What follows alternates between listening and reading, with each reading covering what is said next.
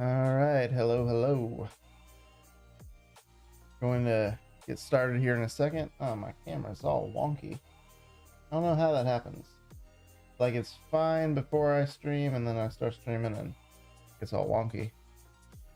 But anyway, tonight we're going to continue with our Electron app, working on our budgeting app, and yeah, so far we have gotten to the point where we are creating some stuff, we're deleting some stuff, we're updating some stuff. So yeah, we're gonna keep going with it, and hopefully we will continue to have some good results. Tonight we're going to be working on the subcategories of the budgeting app.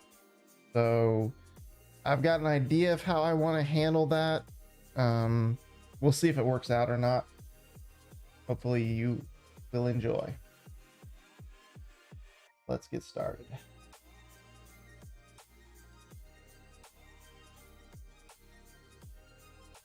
All right, so we have our Vue app right here, and well, our Vue app, our Quasar Electron app. Let's go ahead and start it. npx Quasar dev mode Electron, and we'll get our Electron app open here. One thing that bugs me about this is every time I open the Electron app, it always opens on this screen over on this side, and I want it on the screen on this side, but it just, that's where it's going to open.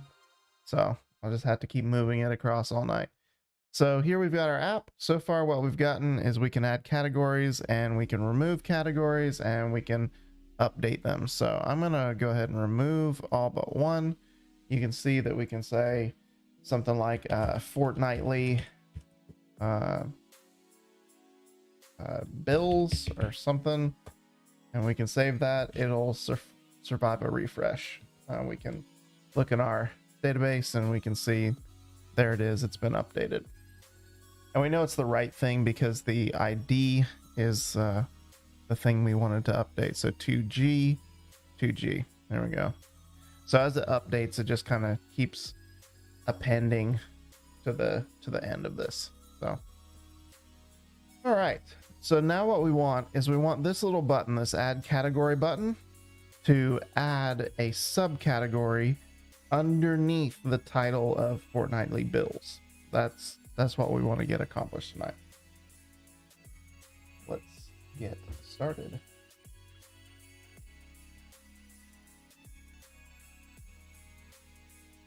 All right, we're basically going to do the same kind of thing as we did for getting the other stuff working. We're gonna create a type, a category type.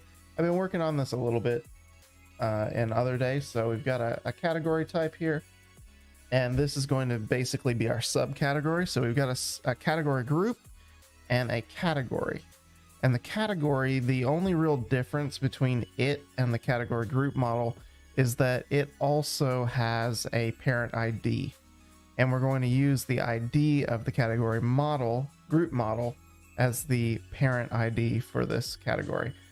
I guess I could actually, instead of making its own interface, I could extend the category group model, but I'm not going to in this case, just because it doesn't work in my head, because this is the group and this is the category. In my head, it doesn't make sense for the subcategory to extend from the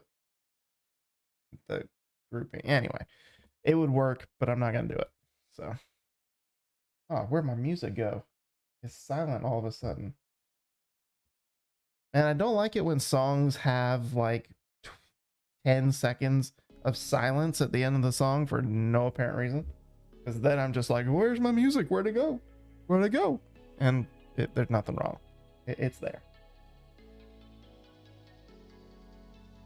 All right. So we got our category interface. What we might do, I was thinking about this earlier. We've got this function, right, that will create a new category group. What if it accepted both a category group and this other thing, because they're both going to be doing the same thing basically. They're both going to be inserting. I mean, they're going to be inserting something slightly different, but they're both inserting. So we could make this a little bit more flexible in order to accept multiple things.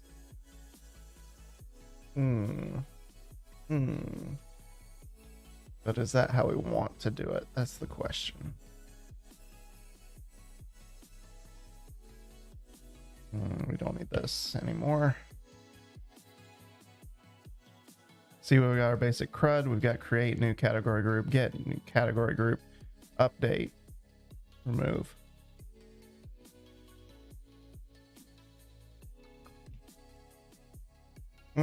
Do I want to do it this way?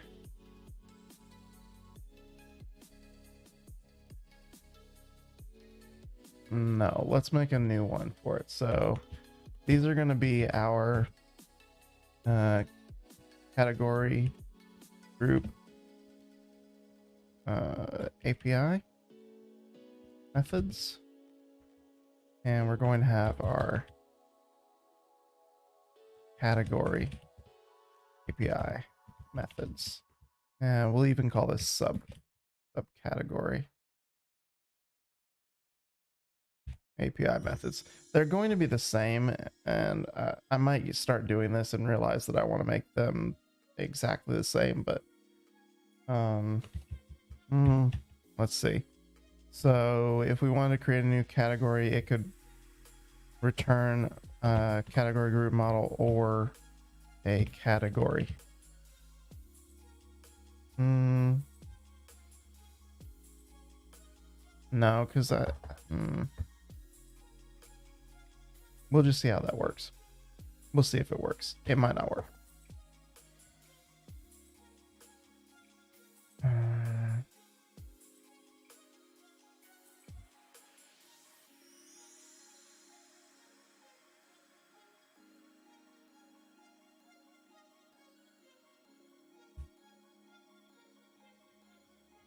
No, I don't want to make these the same. I probably could make them flexible and have them do the same thing, but and I'm going to be duplicating some code here, but it's going to make sense in my mind to call API create category or subcategory or create new category group. It's just going to make it easier on me to remember things. So we'll leave this the way it is. So create new category subcategory. We're going to call all these subcategory. No, we'll call them a category. And it'll be a function. It'll return a promise. And that promise is going to be a category. Cool. So now we need to extend it here. Create new category. The function. And it's going to do the same thing as our function below here. Return new promise. Category.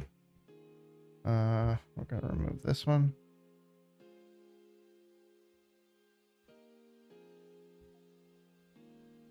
Resolve. Object. It'll return this promise. Try. We're going to have a try catch. IPC renderer, and we're going to use invoke, because invoke it gives us back a promise. So create new category. Then the result. If we get the result, then we call resolve on the result. Else, then, not then, cat, do we catch the reject, and this will catch an error, and what do we want? Just just console error. I'm just using console error because I haven't, we could use reject. Yeah, we use reject.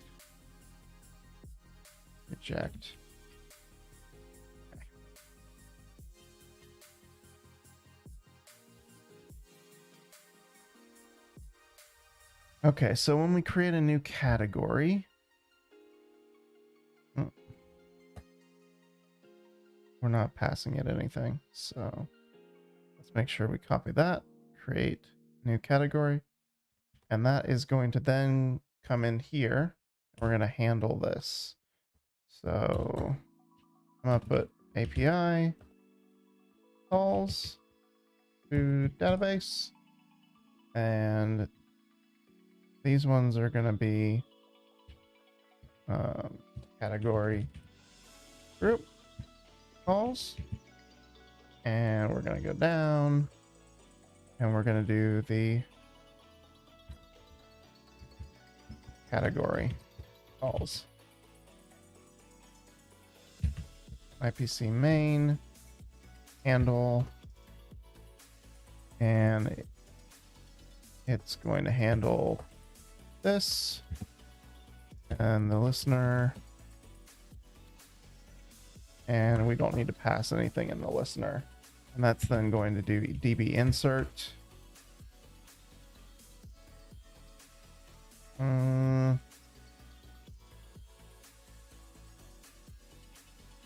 Yeah, we'll make it a promise. Const result new promise resolve reject.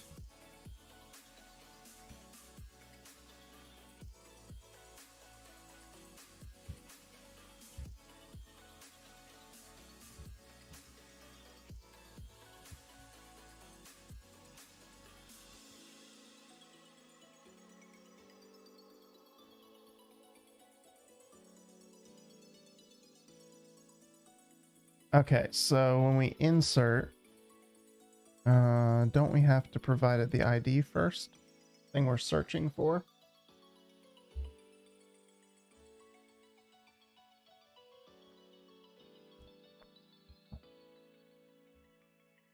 I think we have to. Oh no, we're not looking for anything. We're not updating. We're just inserting. So we just tell the object that we're going to insert. And I'm going to go ahead and take all of this because I'm going to do exactly the same thing almost.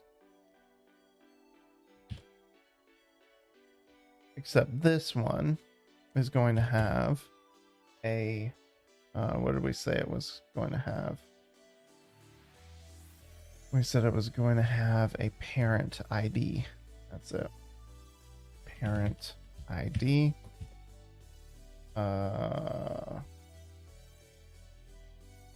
Okay, so this function is going to have to pass a parent ID. Parent ID is the category group model ID. We'll just say a string. Yep, we'll just say a string.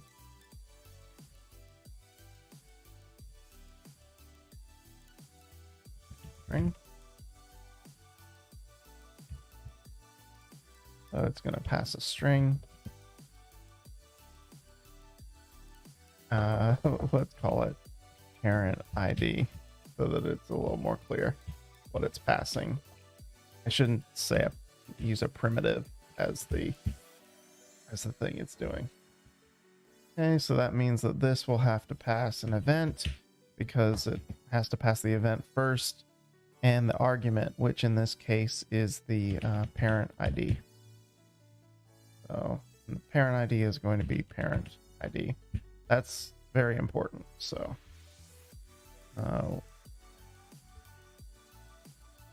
string.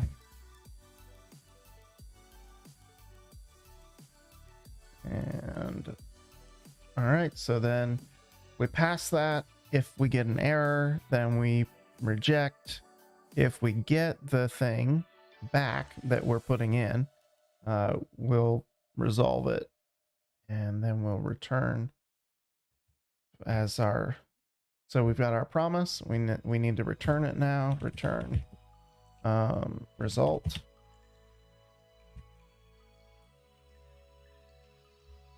So let's go ahead and we'll come up here and we'll make a new function. Or do we already have it? Create category group. Nope, we don't have it yet. Ah, here we go. So here's what we were playing with before. But I'm going to delete that because I don't think it was going to work. Yeah. Okay, so function add category group. That'll be the name of our function because I believe that's what I've called it up here. Add category to category group. Yep. And we don't really need to pass it the whole thing. We just need the ID.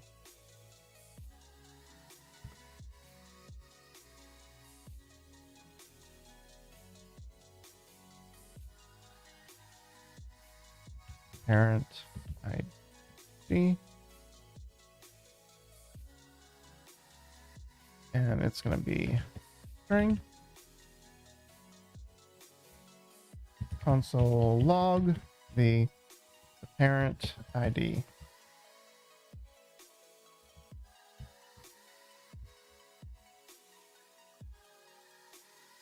Value called but never read. Why would that be? Because I'm not passing it here. Add category to category group. I don't know why that's not auto completing, but it's pretty annoying.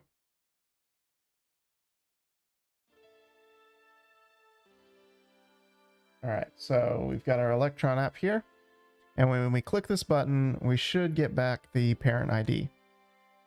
Awesome. Cool. We got the parent ID back. That's exactly what we wanted. So let's go ahead and say const parent we'll call this temp parent ID is equal to the parent ID that we've passed. Cool. And then we'll say API create new category. We'll pass it the temp parent ID. And we've got to handle the return. So then results console log the results and then we've got to catch it, catch error, and we'll just console error the error.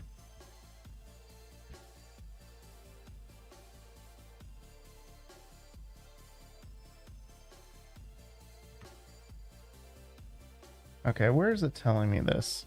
Electron preload 27, line 27. Oh, wait, why? No, it does not implicitly have any. What are you talking about? Let me rebuild this and see if I still am getting that error.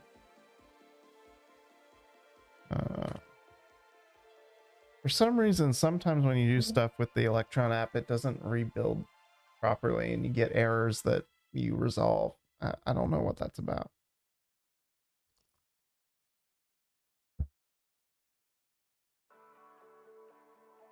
Cool. See, no errors now.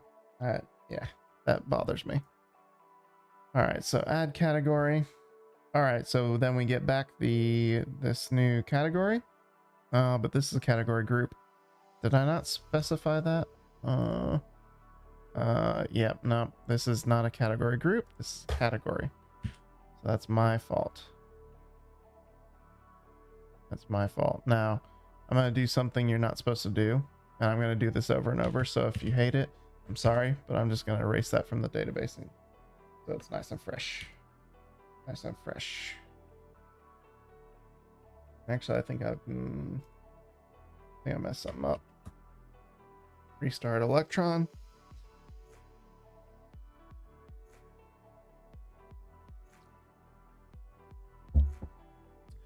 I just don't care about being nice to this database file because until I have my structure a little more solidified, it's just kind of garbage database. All right, so we create a new category. Fortnightly bills. We get that created. Sweet. We're gonna add a category, and so we get a category type with a parent ID that matches. That's exactly what we want. Exactly what we want. All right. So now that we've got our new category type with the thing that we wanted, which is the parent ID right there. And the reason I wanted to do, there were kind of two routes I could have taken.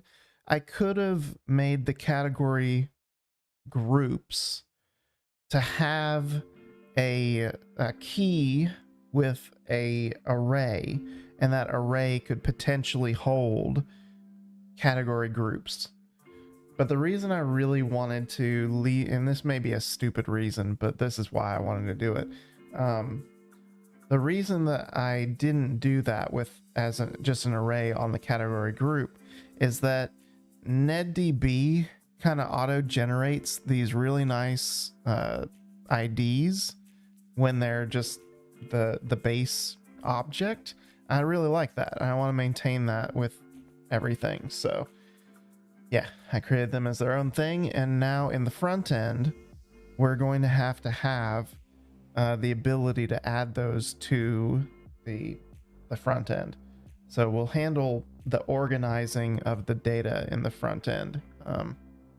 That may be the wrong way to go about it, but it's what I'm going to do. So if you think it's dumb, let me know.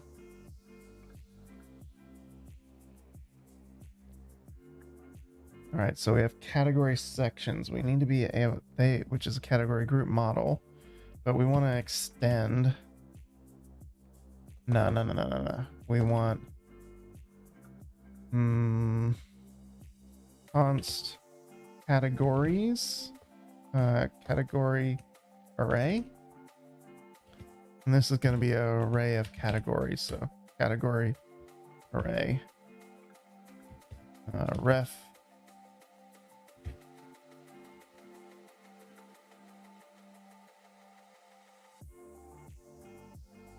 Assigned a value but never used. Okay, cool.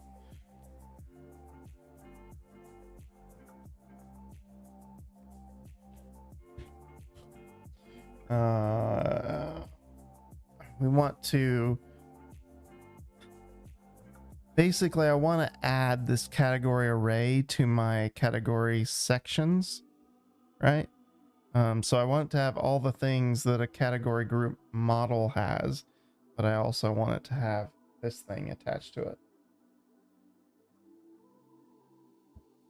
So it's funny, you know what you want to do, but because you've got to type it, it makes it just that you got to make it much more solid in your mind, which is sometimes a little difficult.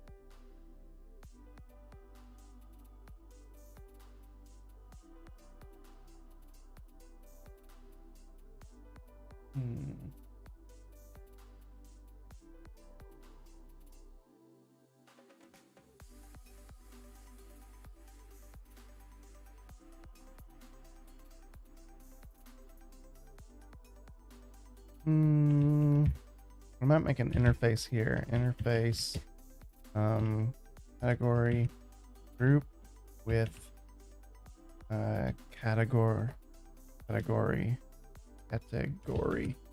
array. Ends category group model. And it just has the categories, which are a category array.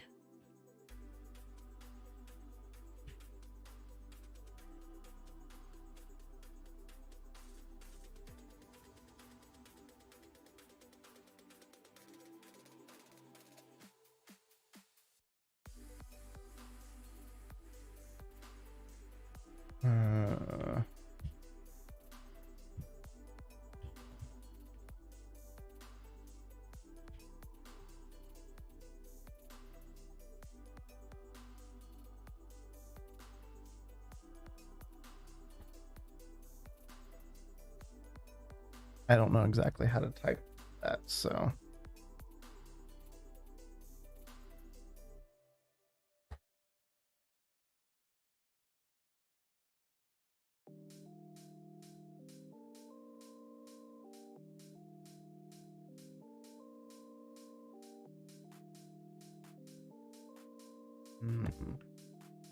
No, that's not going to work.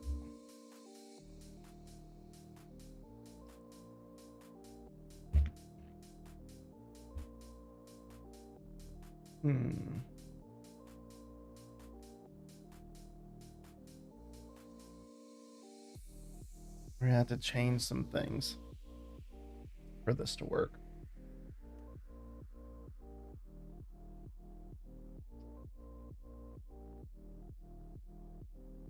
Because we can't just shop these this category array onto this model.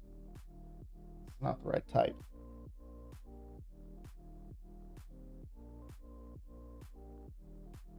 We'll leave that interface alone for a second. Let's get this working first. Maybe I don't need that. So when we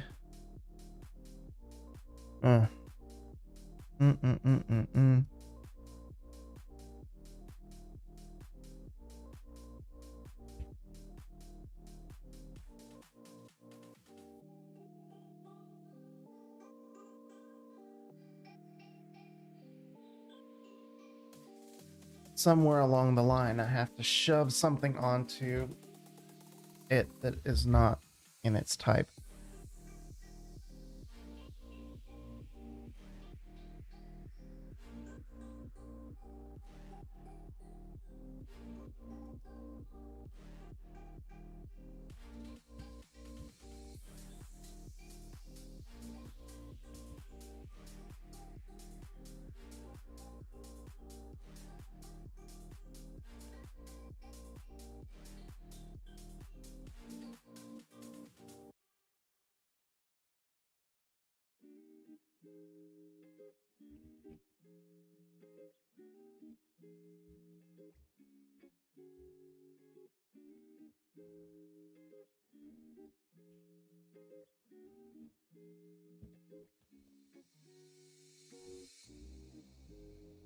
Should I say or? Maybe one or the other?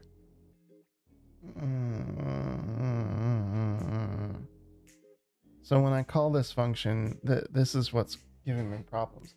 If I call this function get fetch category groups, it goes and gets the category groups.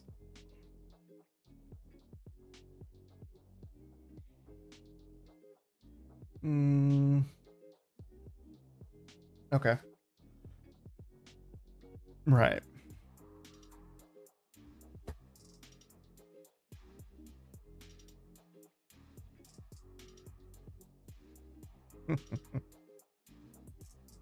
Category group model is not assignable to parameter of type. Blah.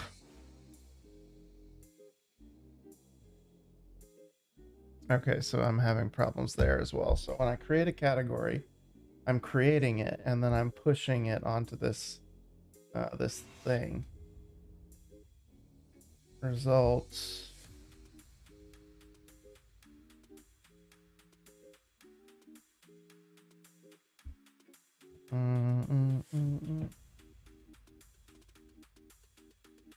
It's going to push on the result plus a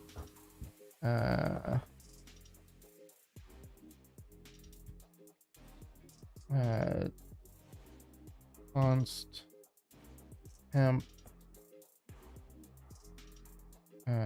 category group with category arrays.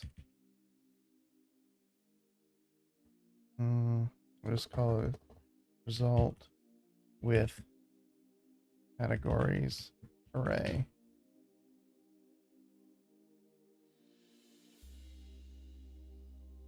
Which will be the result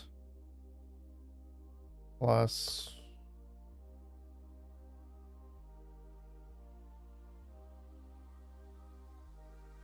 plus an empty array is what we need to do when we create a new one.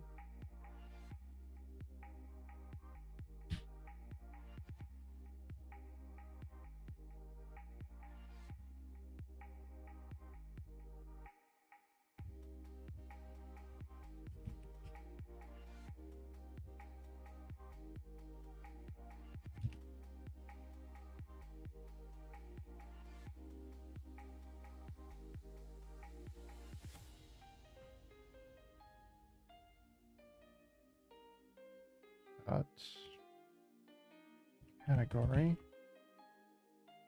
is an empty array. Categories. I know it doesn't exist on that type. I want to add it.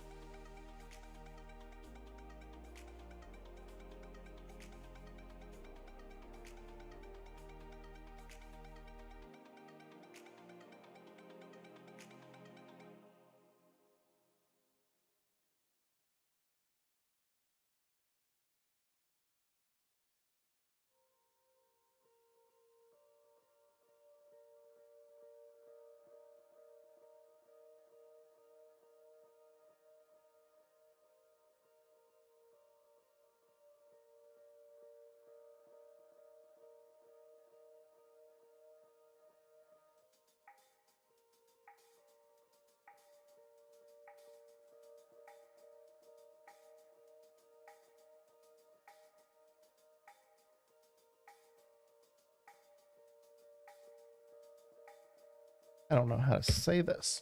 It's bugging me.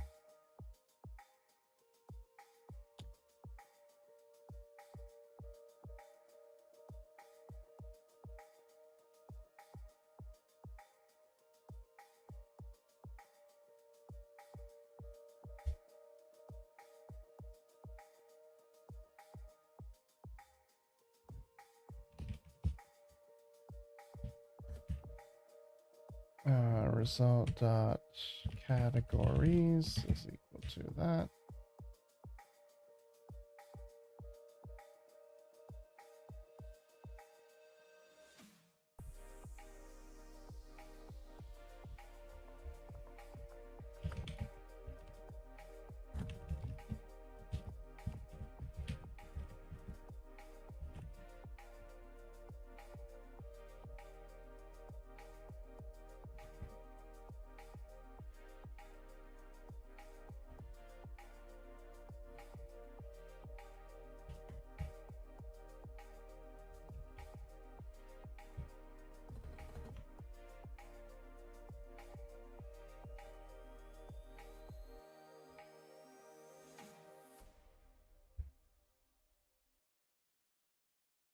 Hmm.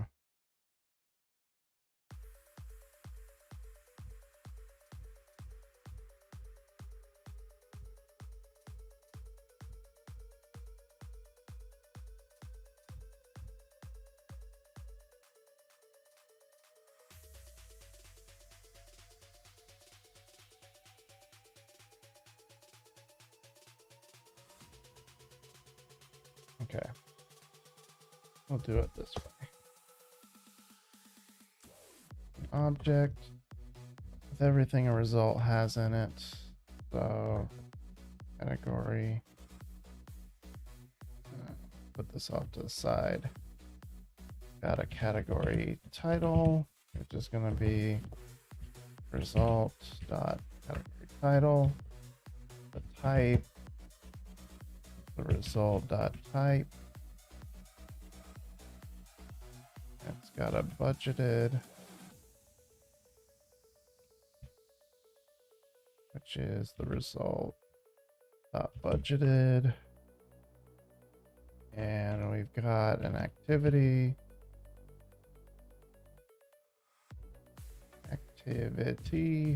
which is the result dot activity.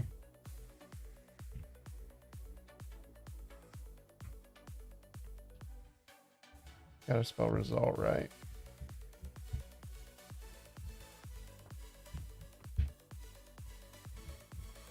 You also have to put commas where you're supposed to put them. And it's got an ID, which is the result dot ID. And then it also has categories, which is an array, which in this case is an empty array.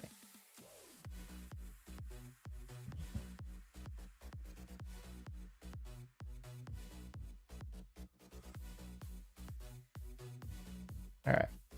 And then, what are you saying?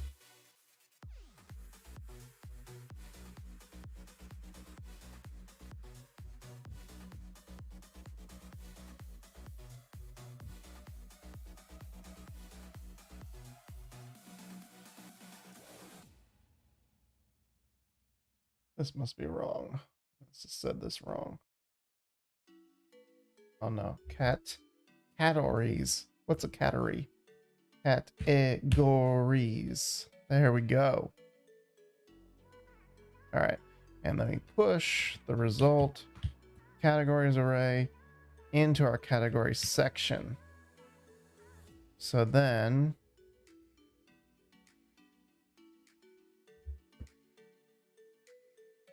when we'll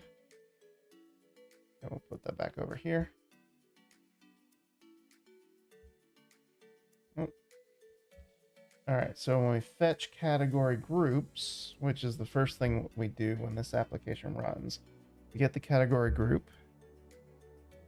Yep, and value category group model. I'm saying that's an array.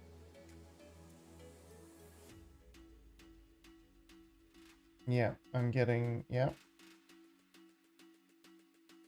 So when I run get category groups, I'm getting all of them and returning them as an array, which I'm then assigning to category sections. Right. Okay, so this is going to get complicated.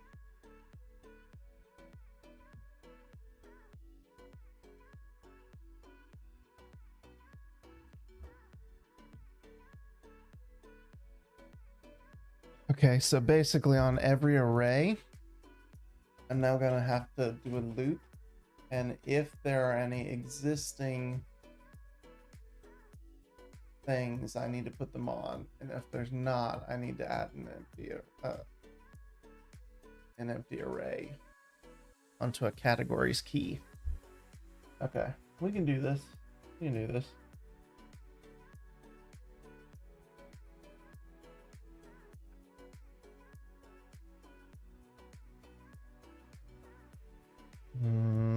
Value for each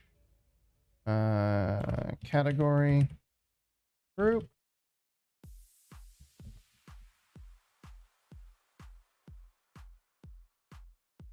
Did it tell me I have to define that? Are you serious? No. Okay.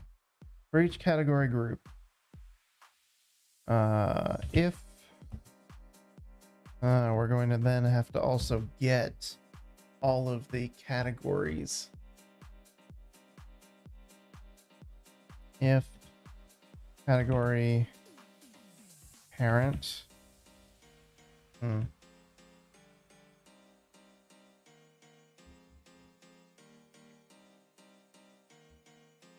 Yep. Okay.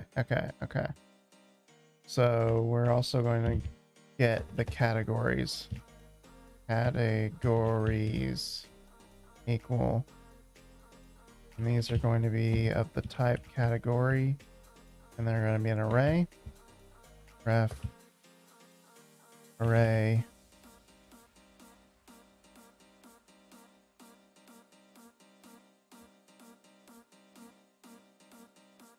Category.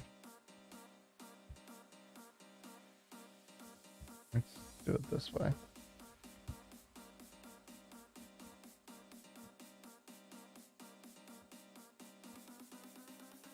Okay.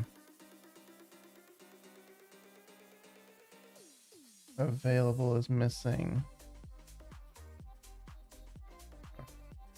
Add available.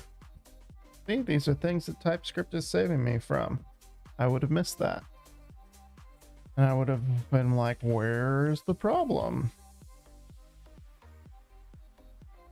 Cool. Now you're happy.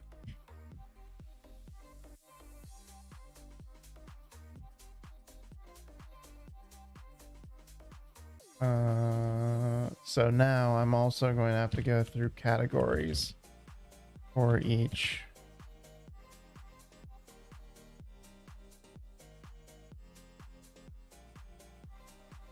category. If a category parent ID is equal to the category group ID, then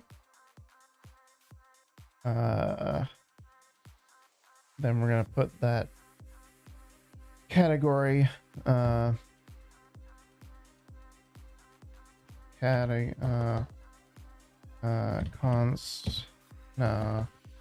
let categories be an array with the category.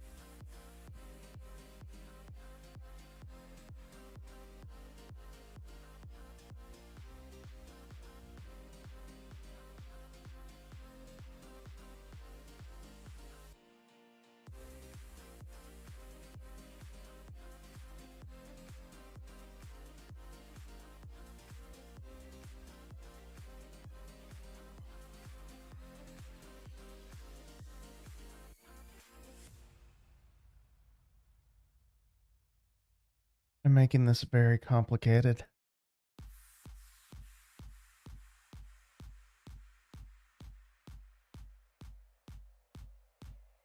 I'm rethinking whether it would have been more simple to just put it on here in the first place.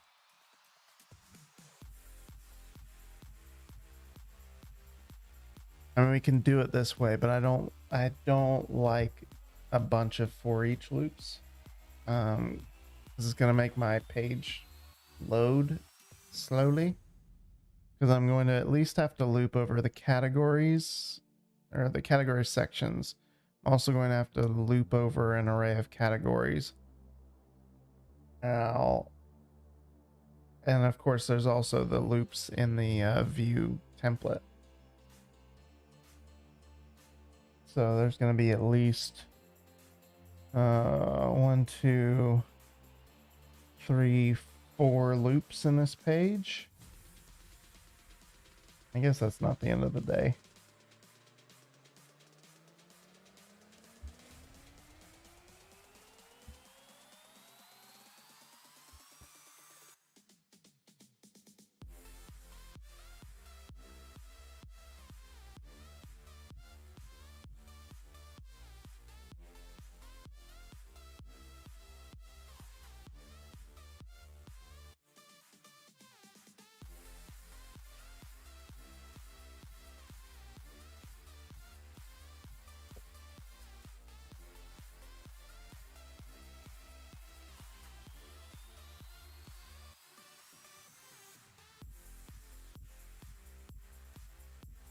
We do the same thing we did here.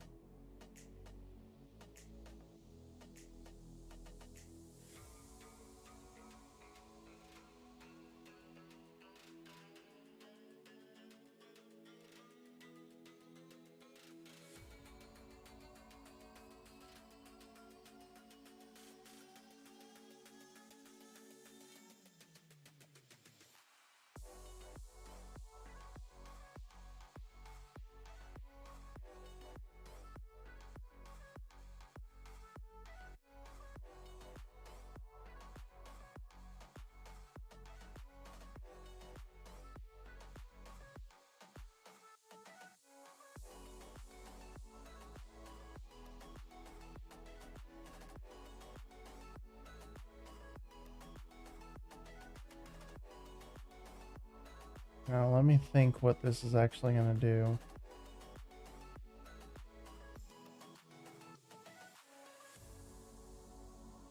It's going to loop through all of the category group, this array of category groups. And each one of those category groups is going to also loop over the categories. And for each category, where the parent ID is equal to the category group ID, we make a temporary category group.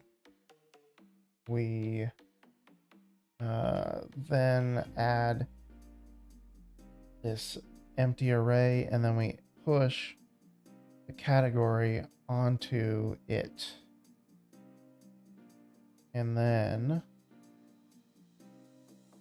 we need to basically return that value. let categories, category group model with array equal nothing. And then once it's done with that,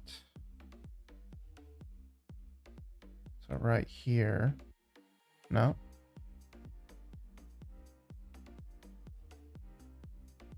So once it does that and pushes that into it, we're going to add it to this, which is the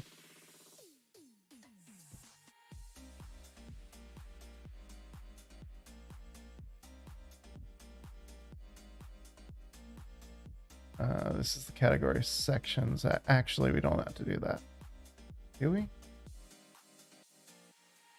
We then just push that onto category section.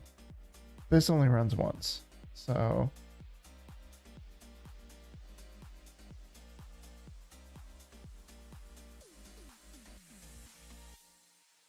temp category group. So once that's done,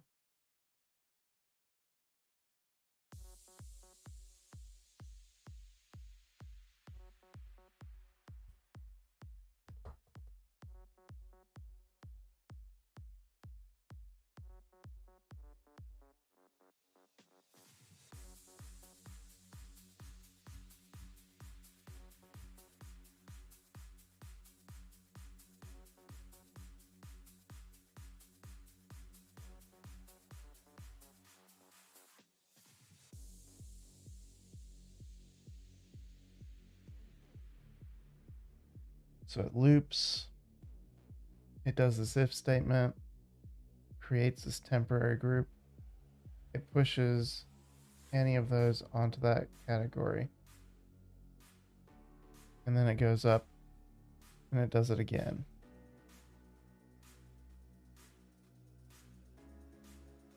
When it's done, I need it to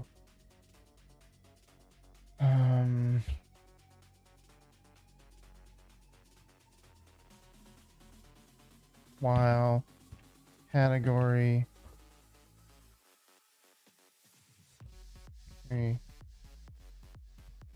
length let I equal 0 while I is less than the category length, not category length, but categories length. We do this. Oh my goodness, I hate this.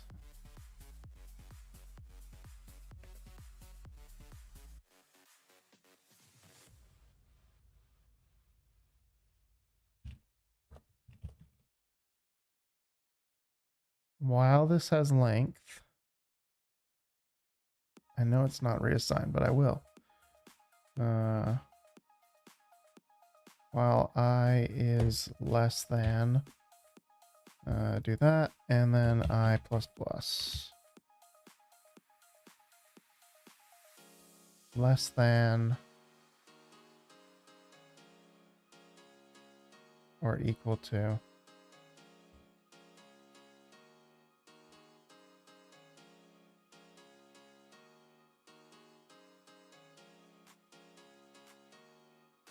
So once that's done, then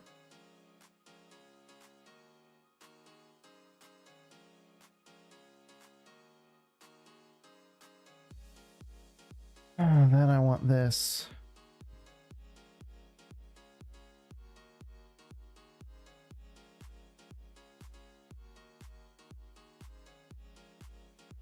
I always get this mixed up. JavaScript while true loop.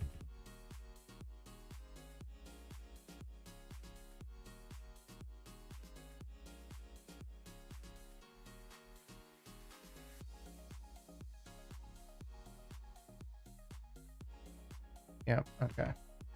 That's what I thought. So once this is not true anymore, they were gonna have to define temporary category outside of this.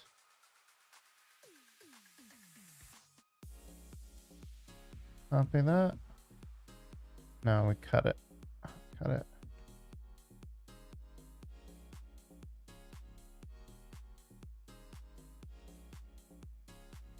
All right. While that's true, we loop over that, and that does that. And then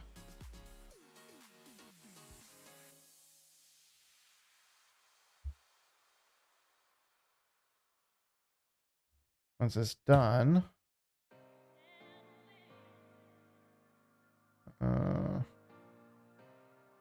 then temp, then we're going to push it onto the category section. Sections value equals temp category group. No, we're going to push it. Yeah.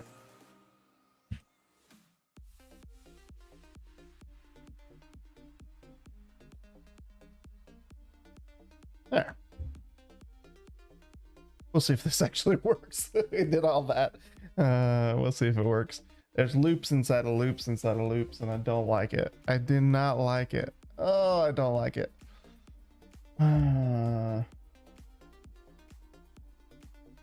But I don't know yet if I don't like it enough to change it. We'll see.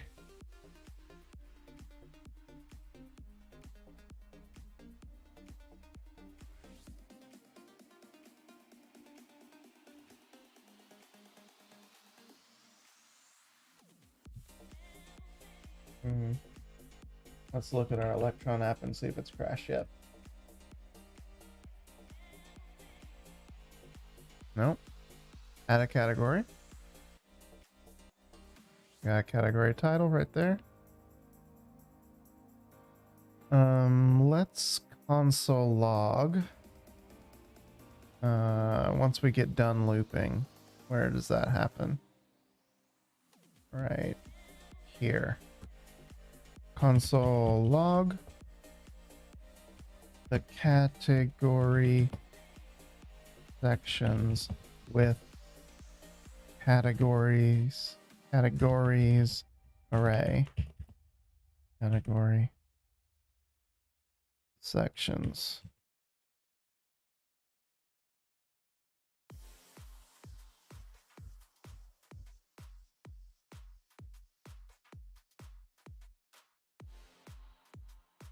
No, it looks like I've done a bad thing.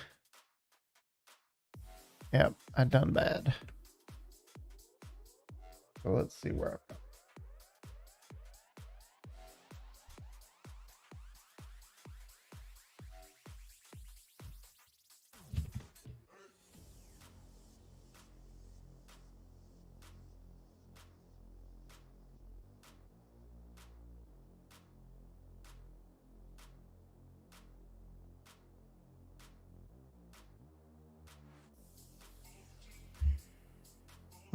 Well, it looks like that's never true.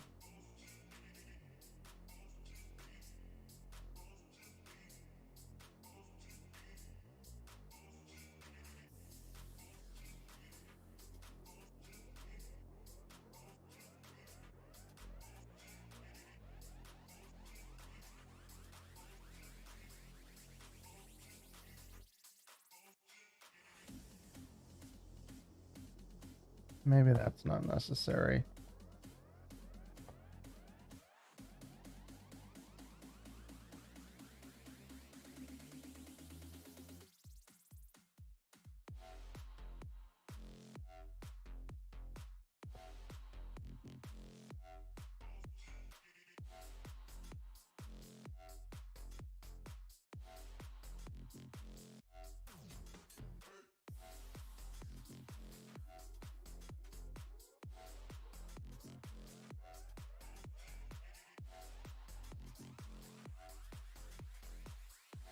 Mm-mm.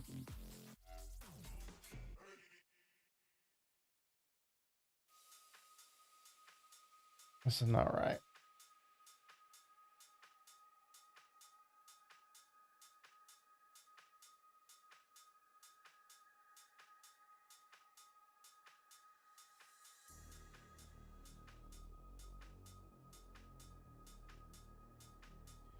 Okay, for each category group, we make a temporary one and add categories. Then we loop over the categories,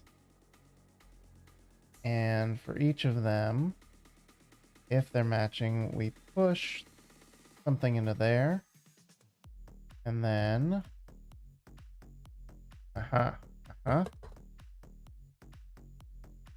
and then once we've done that,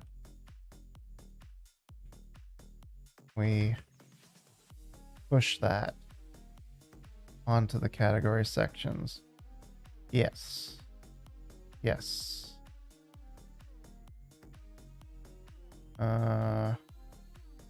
Console log, we got a match.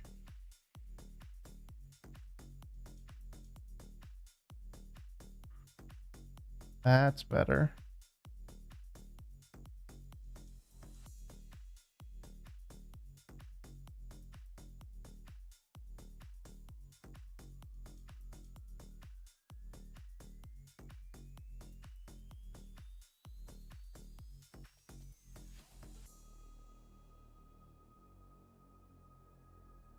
Okay, so when we add a category to the category group, we push that, we get back the result, and that result then needs to get added to the thing. So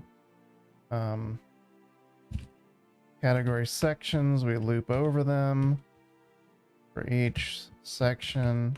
Actually, we're going to use not for each, but every, basically when we find the ID, we don't need to keep going.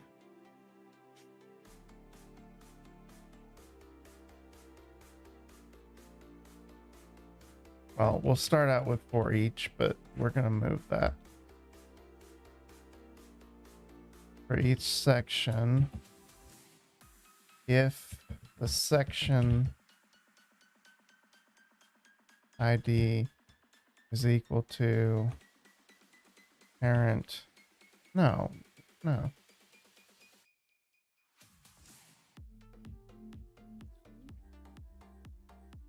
Anyway. Parent ID. Then we push this onto category sections, section ID. No.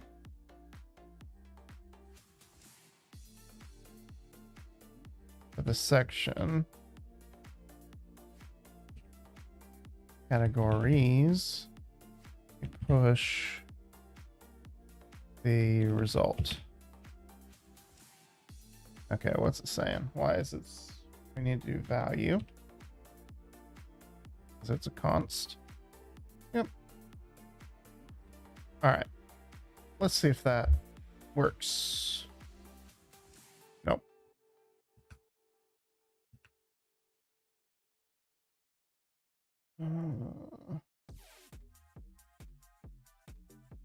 Why doesn't that work?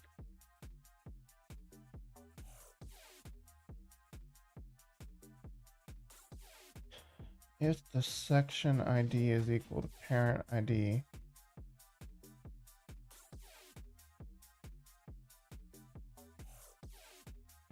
let's even say temp parent ID.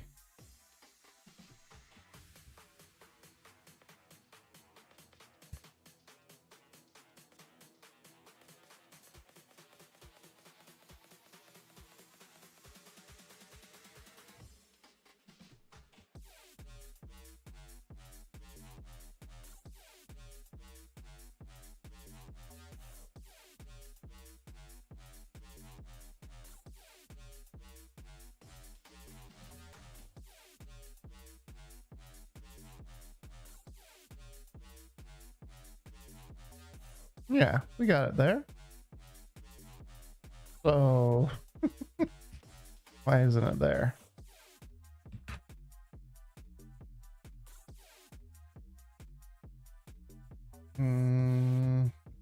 Is it not reactive? Our category section, yeah, they're ref.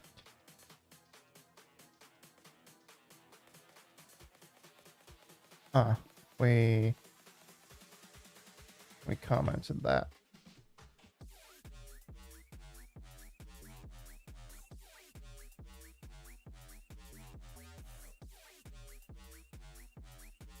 Yeah. Oh. All right, so we're adding them. So we're not fetching them correctly somewhere.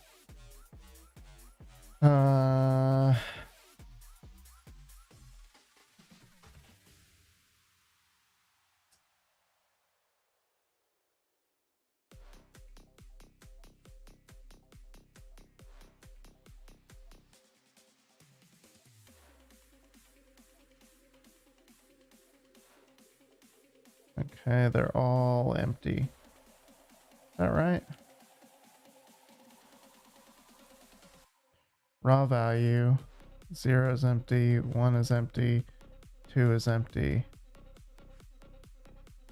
Is that the case in the database? No. We're not fetching something right.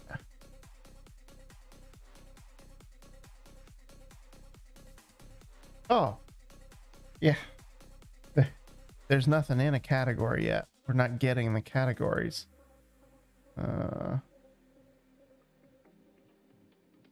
Function fetch category.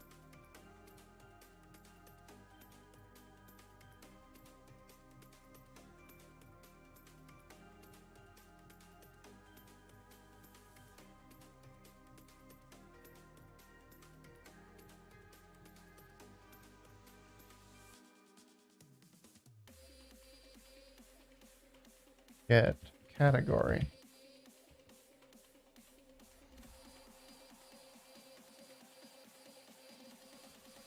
And we'll say type again. And the promise will return an array of categories. Or category.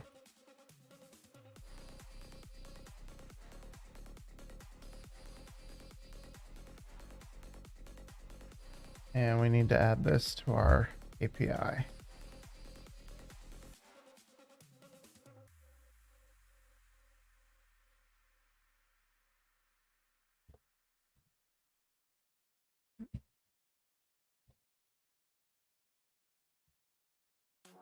So if anybody's watching, how you doing this evening? You doing well? You working on anything cool? You making any progress? Are you making more progress than me? Are you laughing your head off at the silly mistakes that I'm making? Or are you maybe think that this might actually work?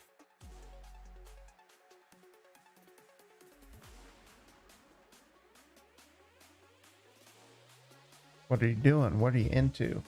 How's it going?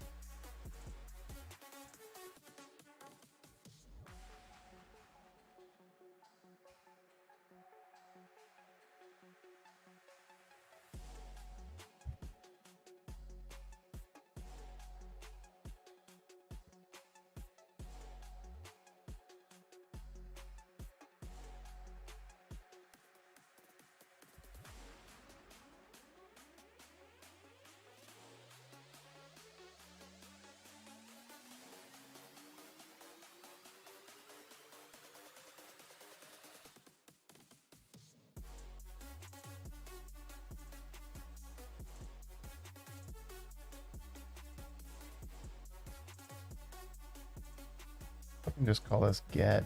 You can use the same one twice.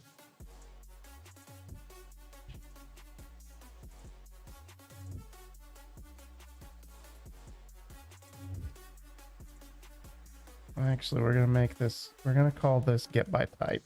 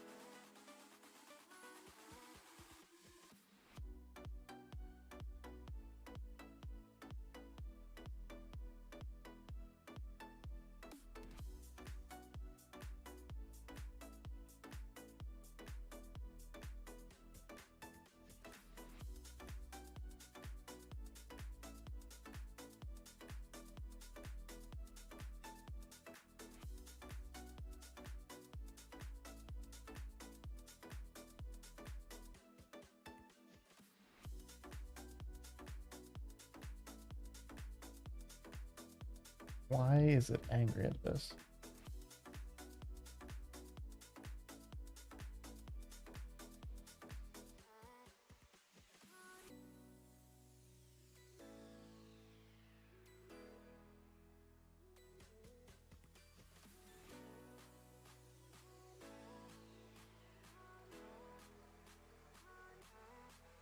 I don't understand the error that I'm getting, so I'm not sure how to resolve it yet.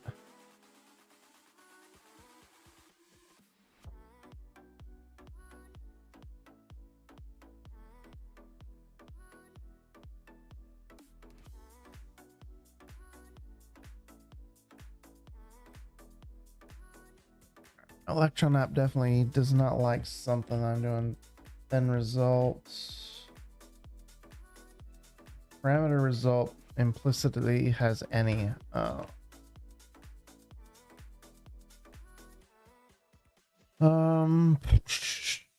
This result is going to be a category, an array of category.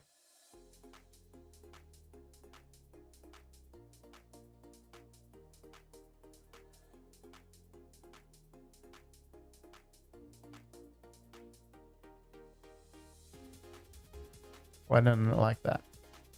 Result category void is not assignable. What are you talking about?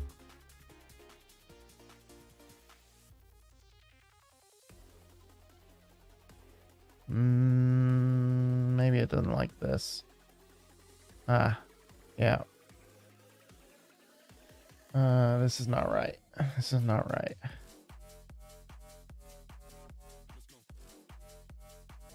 So let's comment that out and rework on this, because that's not right.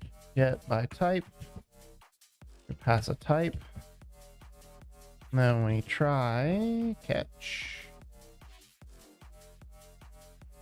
IPC renderer. Invoke. And we say get by type. Pass it the type. And then the results. We didn't return new promise yet. Return new promise, because this is what it's expecting. That's why I keep saying void. It's because it yeah, it's either going to be a category group model or promise category.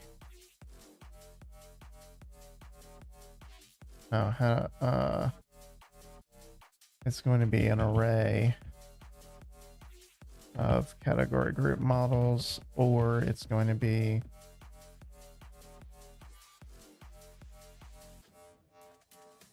what is this saying? You not like that?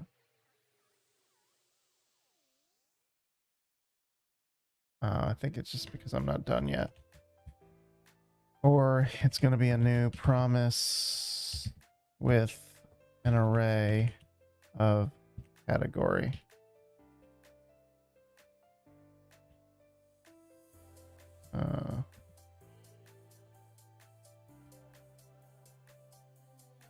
Resolve, reject. Let me put our try catch in there. Whoop. Too far. Whoopsie daisy.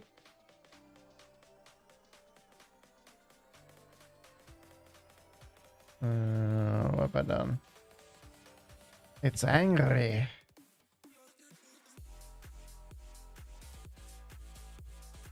Ah, I grabbed one too many. No?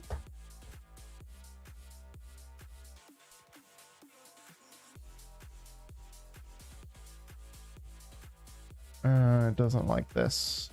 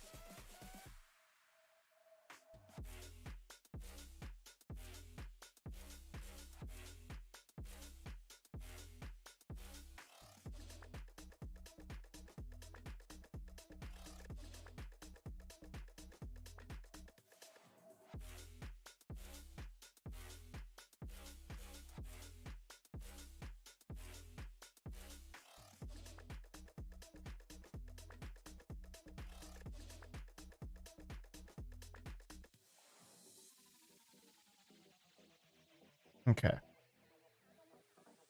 What are you saying? 63. Oh, missing a comma. There we go. All right. So let's see if it's still angry. It is.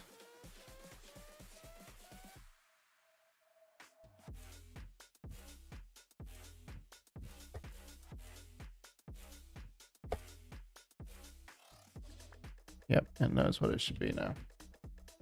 Cool. Why are you still upset?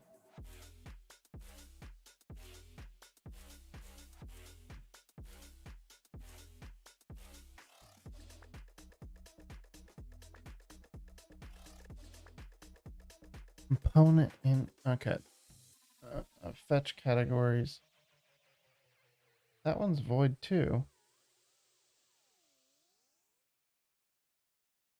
Let's look up unmounted. Maybe there's something about it that I don't know, which is very possible. vue3 unmounted.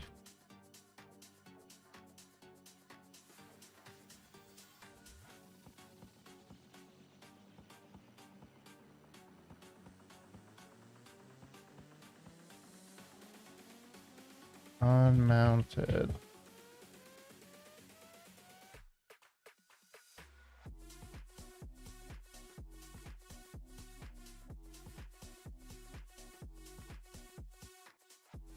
I don't think this is well unmounted.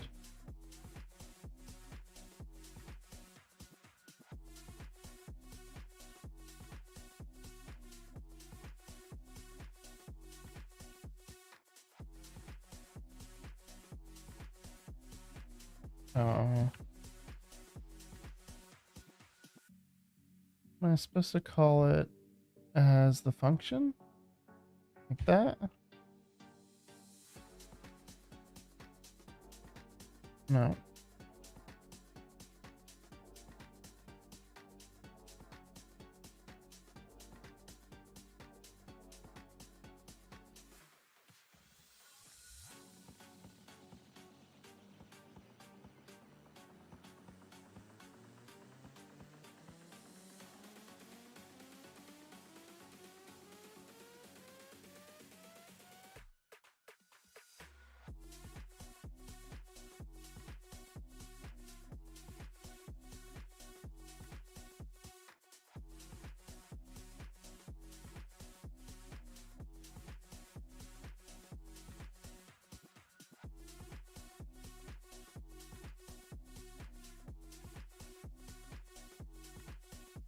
One of six.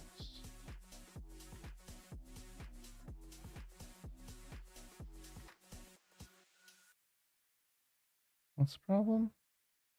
Result implicitly has any type on 106.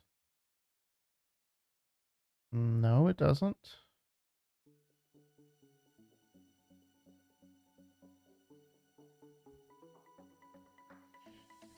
I think it needs a restart. Let's, but first, let's go ahead and assign these categories. The result.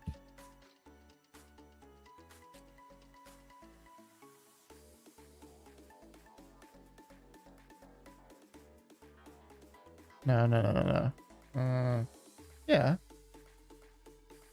What are you talking about? Any value? This is not an any value. It has a type. And so does this, doesn't it?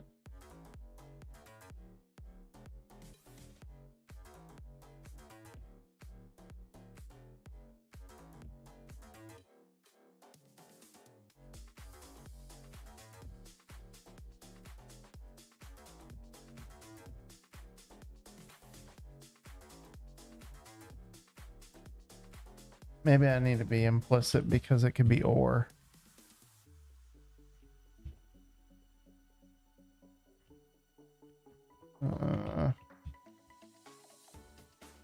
Yes.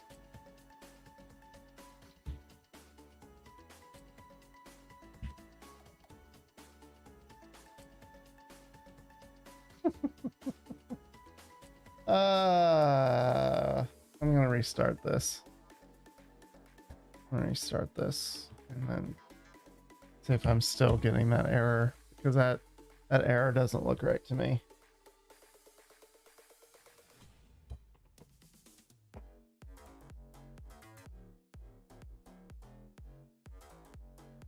I'm on a roll. I'm trying not to get hung up on anything too dumb. Okay, so I've actually got, it's doing what I want it to actually, which is great. But I'm still getting this error as I don't understand. I don't feel like I should have to type this when it's already typed. What is going on here? This doesn't make any sense.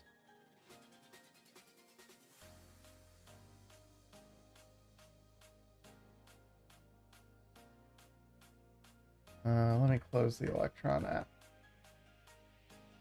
How you doing, Jabal? Doing all right? You making any progress with whatever you're working on? Or are you taking it easy tonight?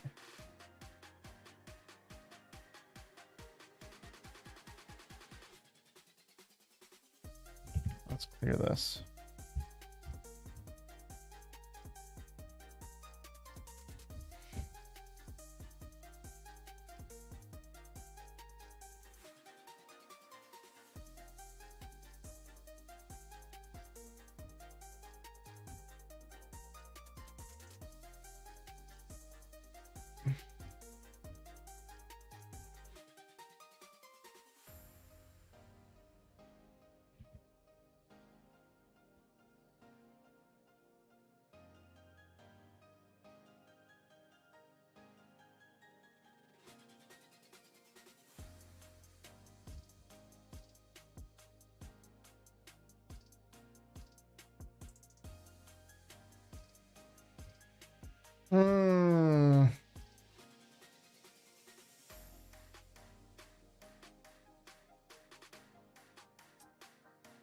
I don't like this. So, all right, I'm going to save that. Yep, this is bugging me. Oh my goodness. What is the deal here? It says it has any type. It does not have any type. Ah!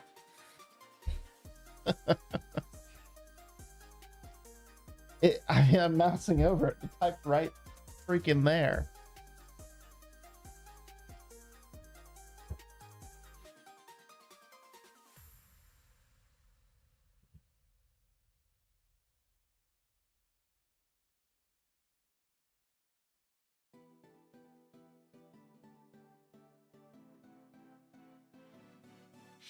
I know it's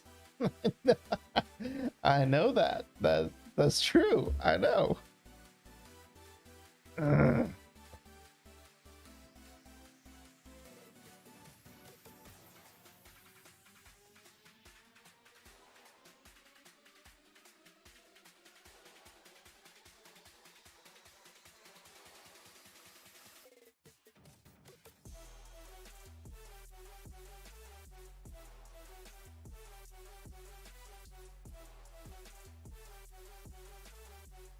That's it. Is that it? I have two windows open. I don't know why, but sometimes when you save this thing, Electron opens two windows.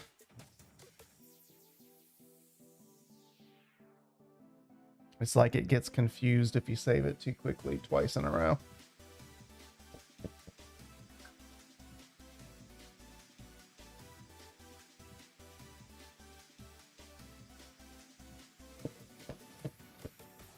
So we'll see if bananas. We'll see if bananas keeps its, say an object cannot be cloned. Okay. That's fine. I don't really understand this object could not be cloned garbage. I've never had to deal with that before this project. I'm sure it's here somewhere. Yep, right here. We're gonna spread the parent ID, I guess.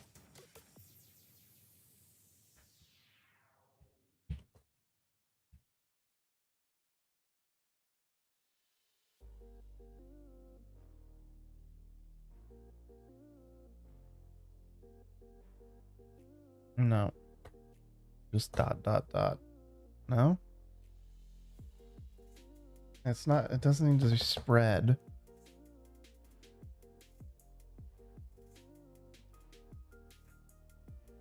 What are you on about? It's not letting me save bananas. Object cannot be cloned. I'm pretty sure it's this one that's the issue.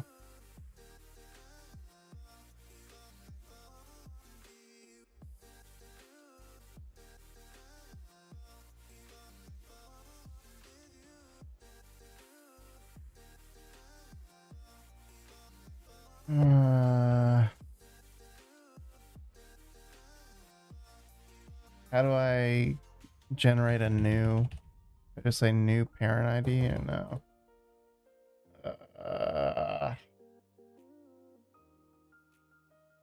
I want the parent ID that's being passed, but I think it's, yeah, I don't want to clone it.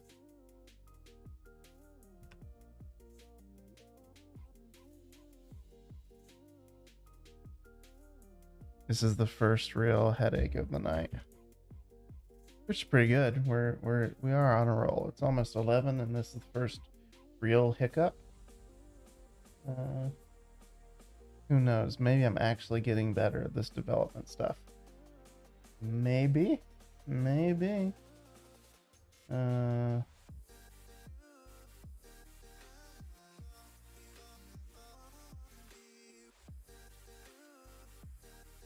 How do you make it a new one?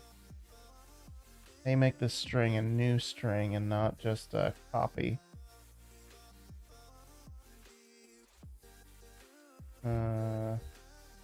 JavaScript, don't copy object, create, or copy string.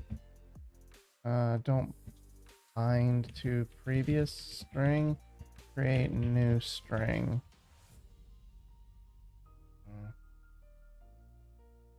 No, this isn't going to be what I want. One thing I don't like with Microsoft Edge is that it just makes duplicate tabs all the time.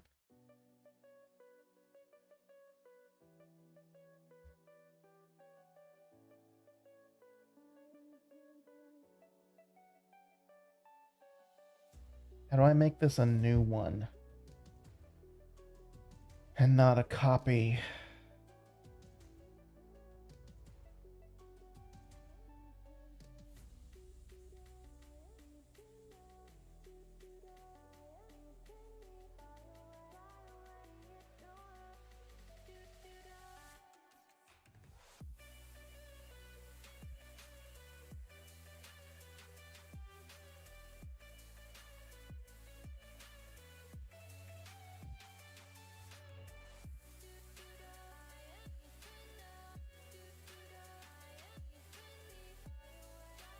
JavaScript, don't clone.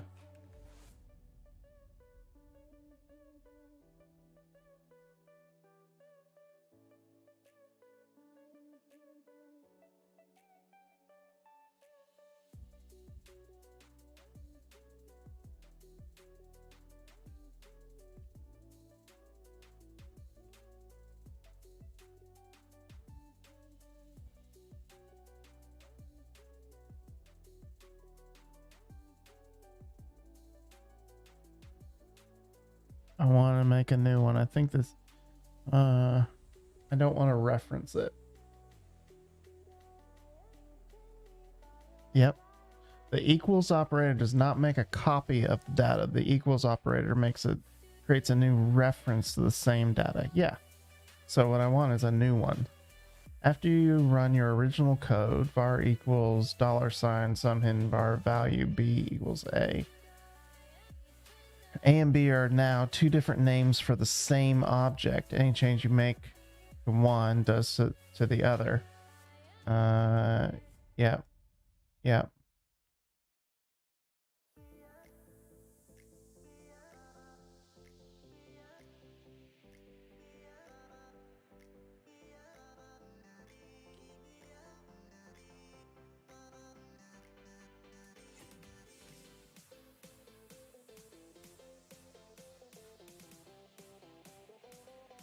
Yeah, but I don't want to do this on an object.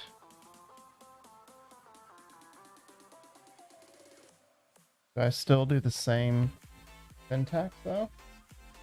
Is it still object spreading? It's not really spreading those 3 dots.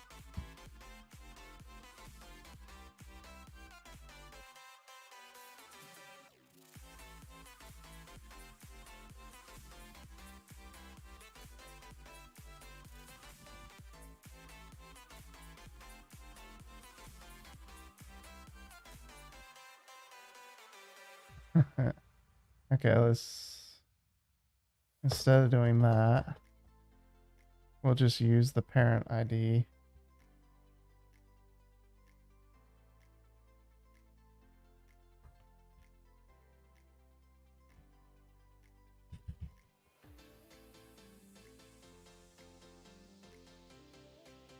Is it like that?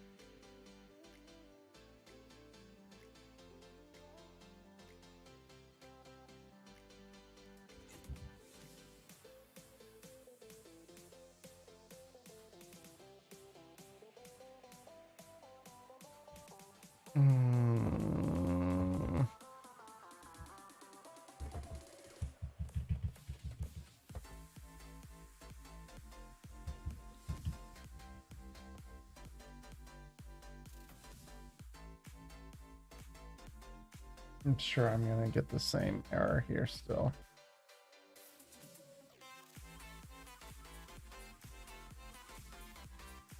Yeah. How do I do this with a string?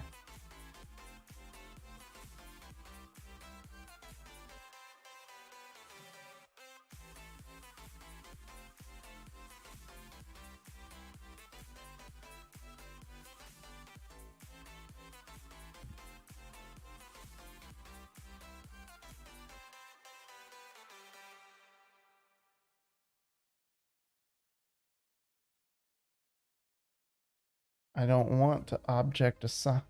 I don't want it to be an object.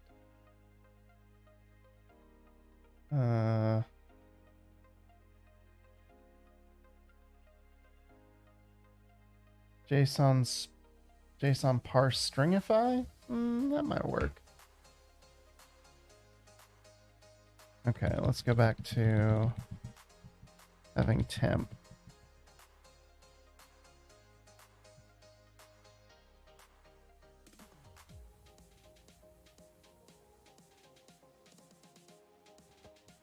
JSON parse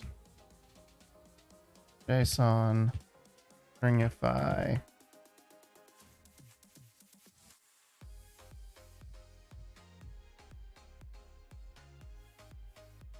As string?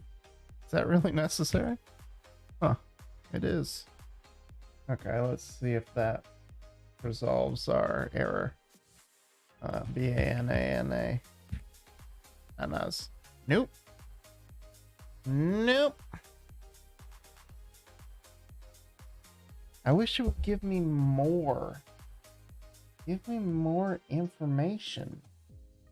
Please. These errors are so unhelpful.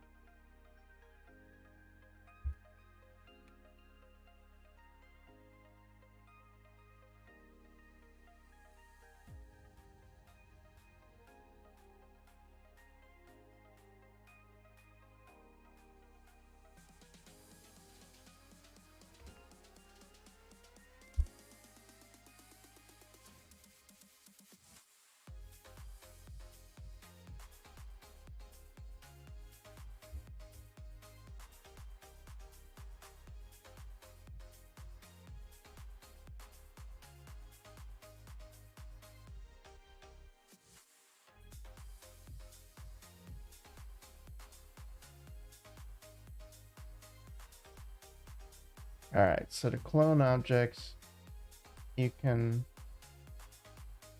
spread them, you can object assign them, you can JSON parse, but these are all for objects. It's a string.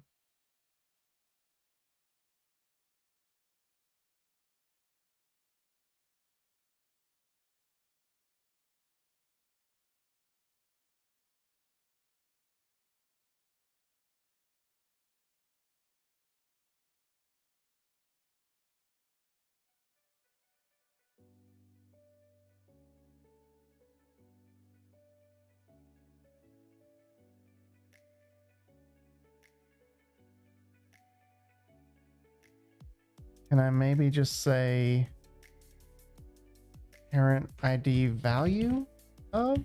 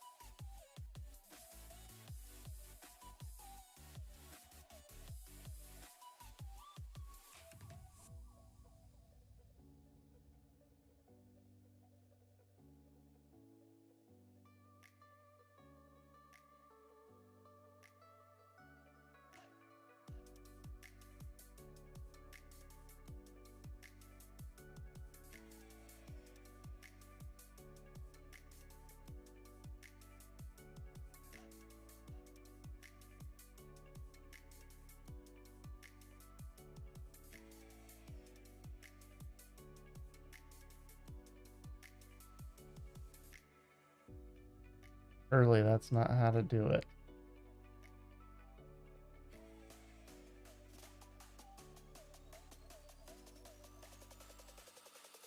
I'll try it though.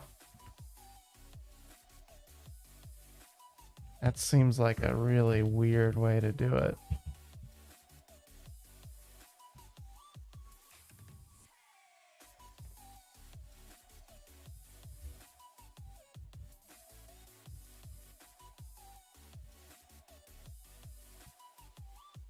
No.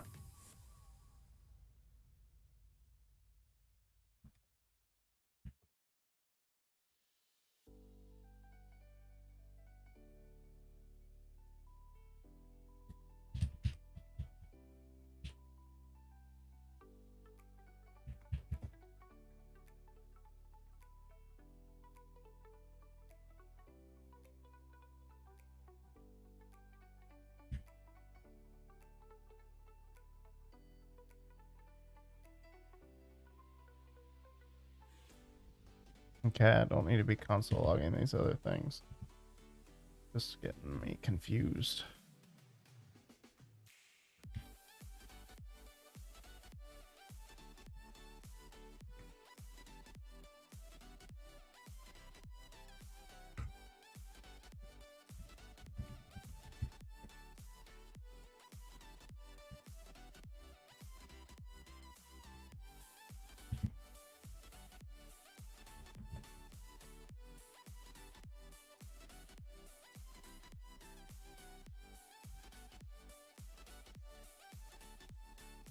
Ananas.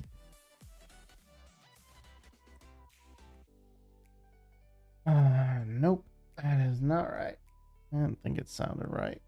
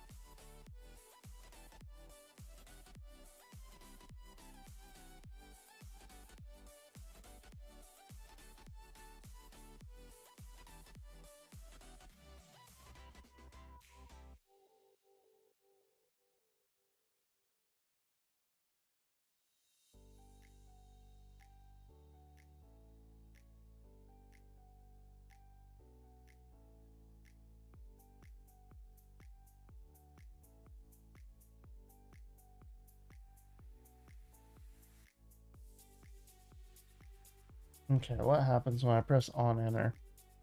When I press on enter, I do an update category. It should say here's the updated model.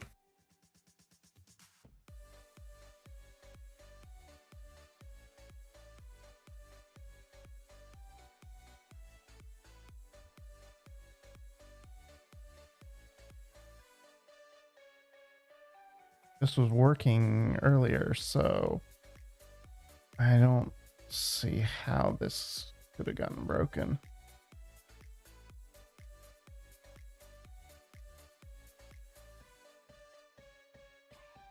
I didn't change anything in this function.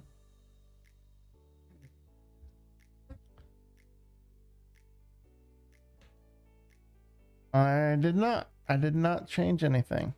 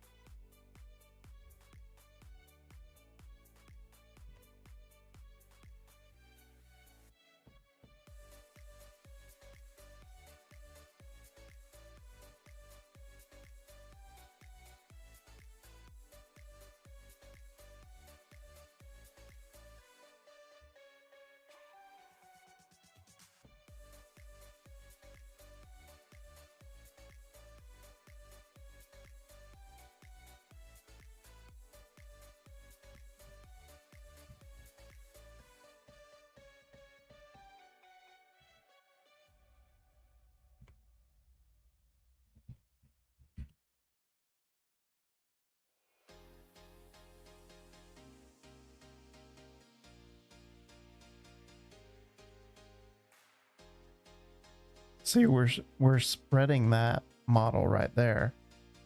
So that shouldn't be.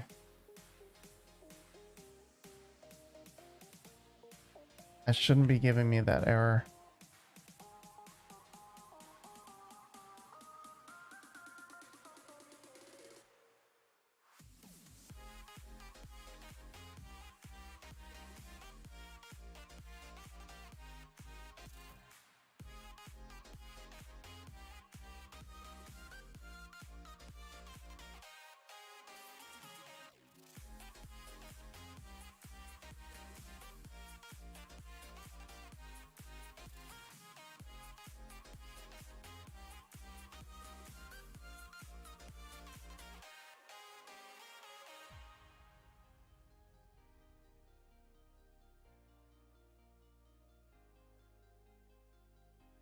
The only thing I can think of here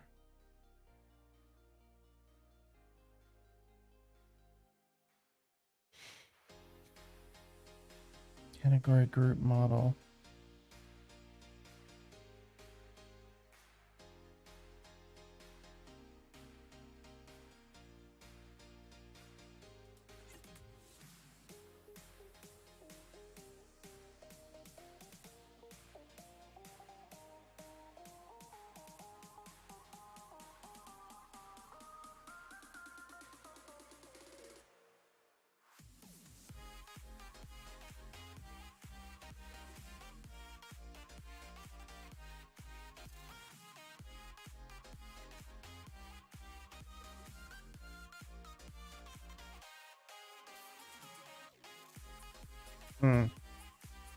I think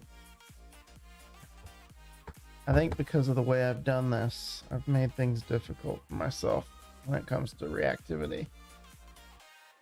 Because now I want to update the category group, right? But I've actually taken the category group and I've converted it into a new thing in my front end. So when I do an update on that category group, it's going to return me the category group, but that category group is now a part of a different array or a different object with an additional array in it. So it's not going to be able to just update it like it should.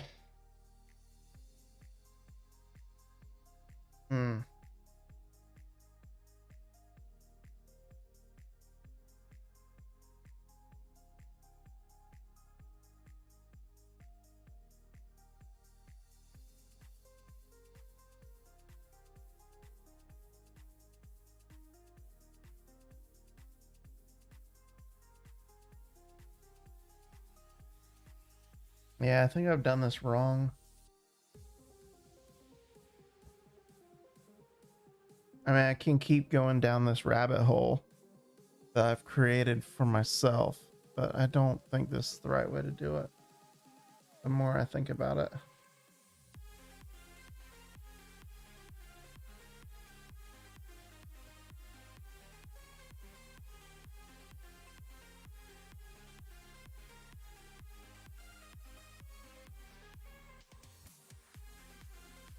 What I was hoping for is that I would be able to update the category group model and each category individually in the database instead of it being items in an array that's attached to the group model. That's what I was hoping for with doing it this way. But now my update category group is not working.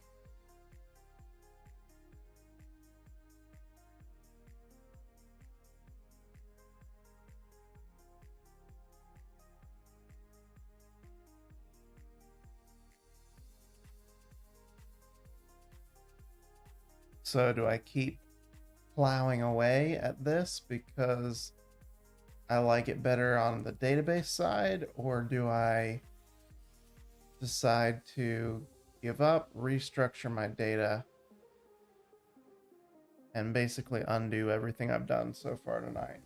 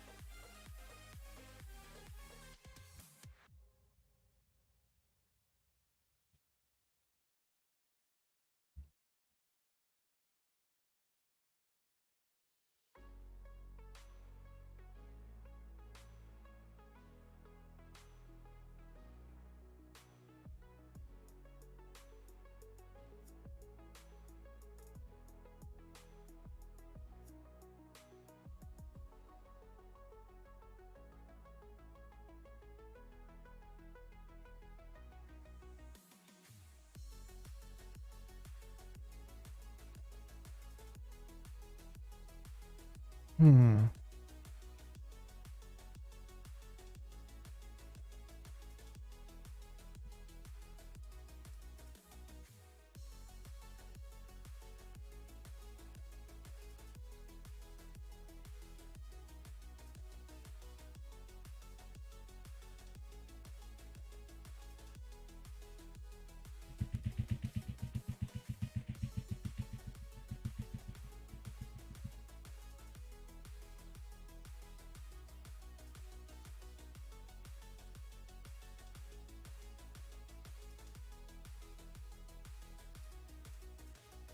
Hmm. I don't know what to do here.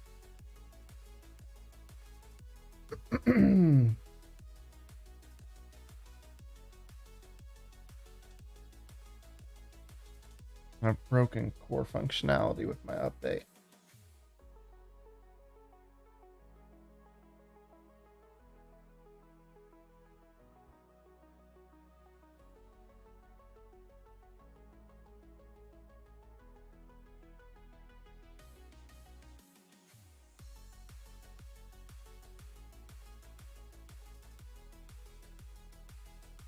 I don't know what object it's talking about that it says could not be cloned.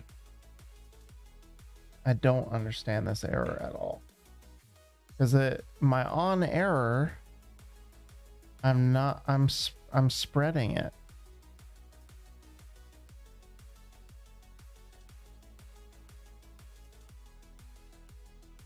I'm not just referencing it.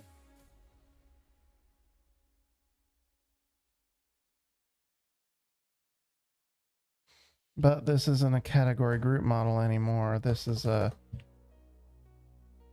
a category, like when I press enter, it's actually a category group with category array.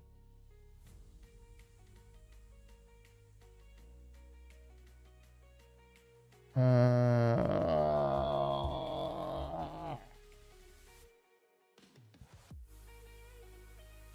done this.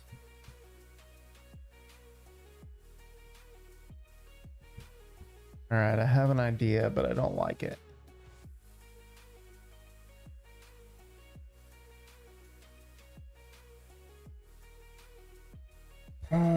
Okay.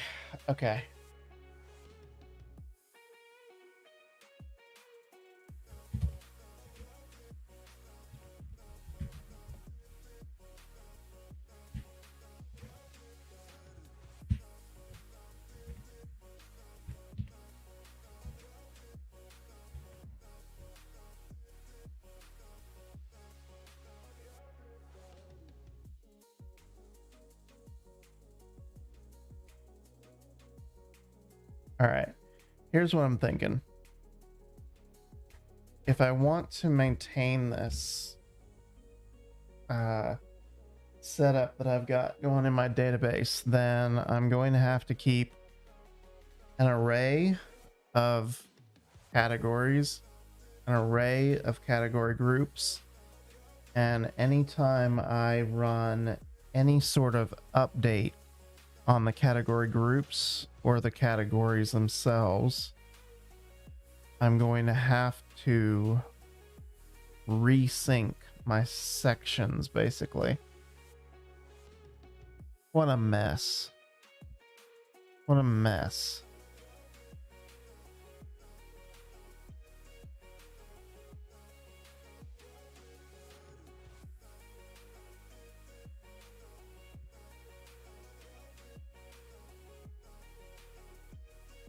I don't like that.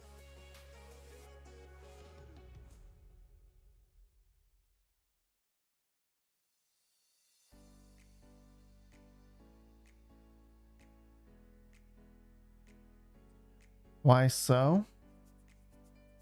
Which part? Why will I have to resync it? So basically, what I've done here, or what I was attempting to do. Well, let me add a category. All right. So when I create a category group, it has this information and this ID. When I make a category, it has virtually the same information, except it also has a parent ID. What I'm doing in the front end is I'm getting the category groups, and I'm getting the categories, and I'm shopping them into this category sections. But when I am trying to update the categories, it's not it's not able to update it properly because the thing that I'm passing it well, it's because the thing I'm passing it has an additional thing than it has, one more thing on it than it should. Like this model that it should be a category group model, but it's actually a category group model plus an additional thing. So what if I say const category group minus categories array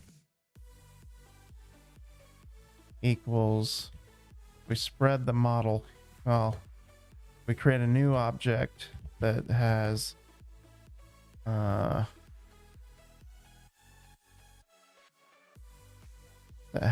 type model type category title category title model category title budgeted model budgeted activity model activity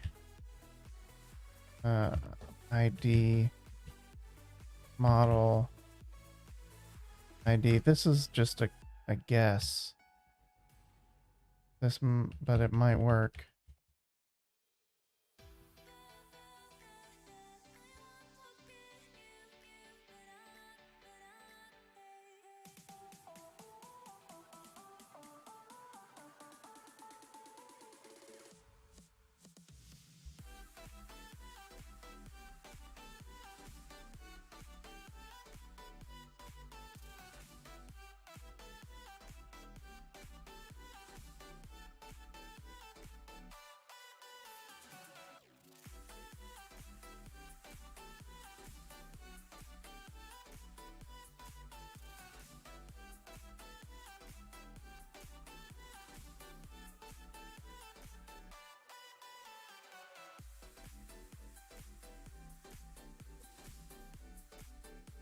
Hey.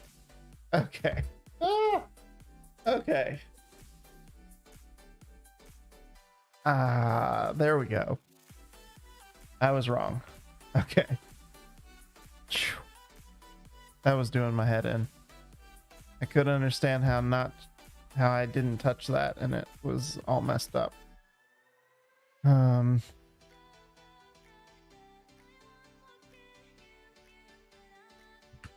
Okay. So they're bound properly now. So now we can add a category group and we'll say apples. We'll say fortnightly payments. And we'll add a category. Hey. That's what we want. It's exactly what we want. I mean, obviously we have to make the interface for it, but that's the correct data. That's exactly right. And if we refresh the page, I mean, obviously this isn't a page. We won't be refreshing it, but I just want to make sure the data stayed where it should, which it does. Hey, this is starting to get somewhere.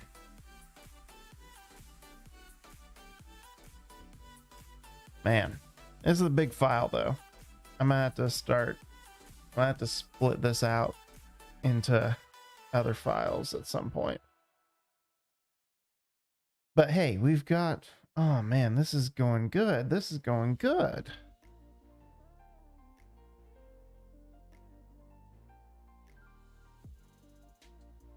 So we've got a row. We're going to be doing the same thing as we did for all the other stuff. We have a column of 6, I think. Yep. With a row.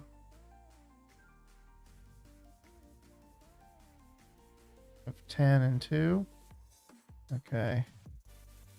Div row. Div call. 10. And 1 of 2. Div call 2. We just want to make sure everything lines up correctly. That's why we're doing this.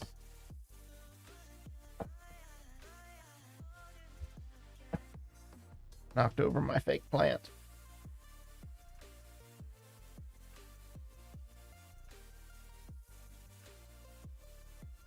All right, so 6. I'm pretty sure the next one is 2. Div call. Div call 2. Div call 2. Was that 6, 8, 10, and then one more.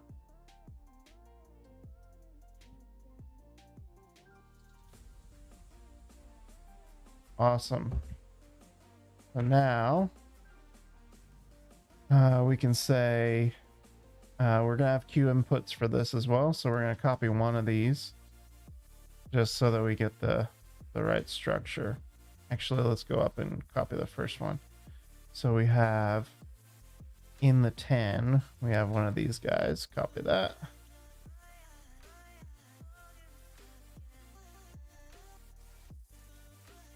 And this one is going to be a category. I'm gonna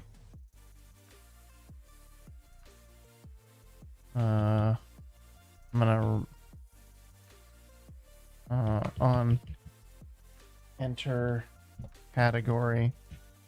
This doesn't exist yet. Let's just remove it for now.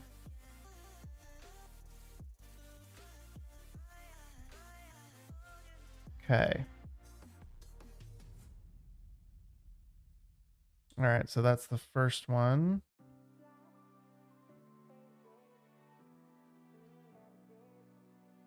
Let's grab one of these other ones because these ones are all the same. Copy.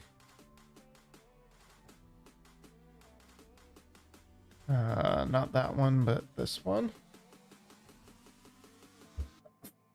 Oh, excuse me. Sorry for anybody wearing headphones.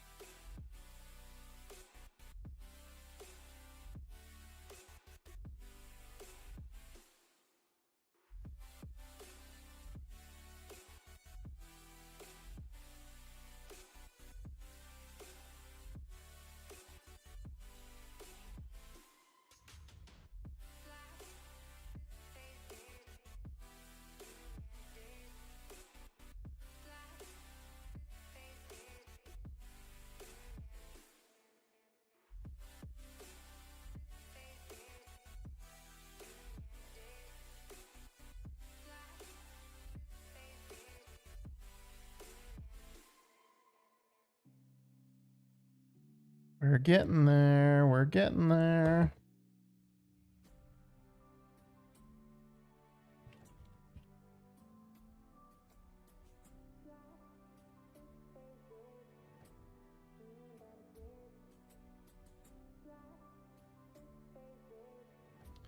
Okay, everything's a little off because what?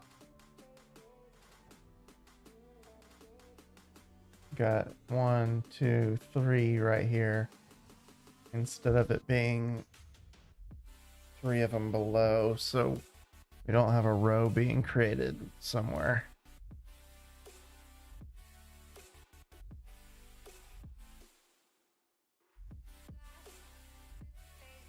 It's like being created inside or something.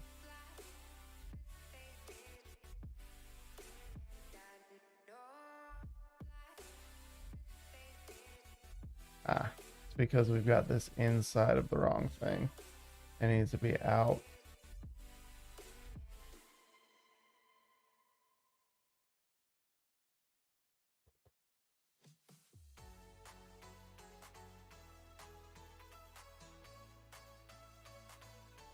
Okay, that's why we did it. That's why we did it.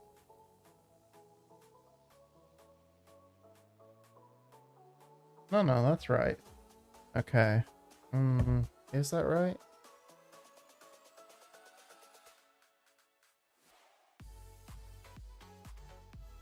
So where we actually want it is right.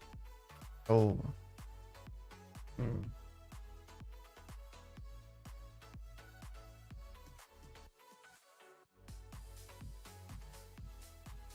Okay. What we're going to do is we're going to have a div with a call of 12.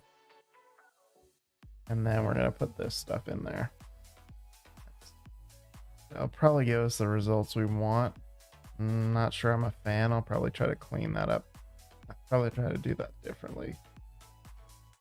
Yep, that will work.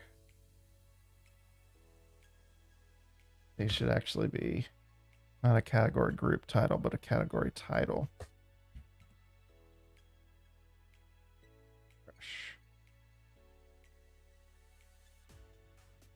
Yep, so we've got a couple of category groups. Category group.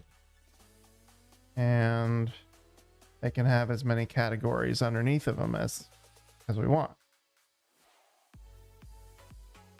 So now we just need to make these able to be updated and deleted. So we can, yeah, we just need to be these to be updated and deleted. And then we've got the basics of our front page for our budgeting app. We still got to do all the stuff like the calculations. Like we got to do all the math here still, but that's okay. I'm actually pretty happy with that. I just need to be able to update them and delete them. That'll be the next step. What time is it? It's 11:30. 11:37. Do we want to keep doing this or do we want to do something else now? Because this is a pretty good start. And it's a pretty good stopping place.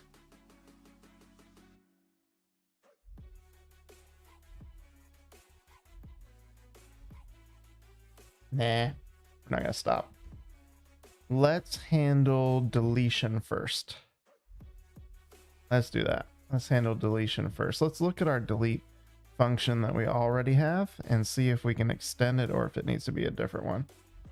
Because this get by type was really cool. We have remove category group, which takes a category model and it returns a promise, which is a number. And we're basically, yep, let's see where that's happening here. Takes the model, the whole model, and we remove it. I think we can reuse this one.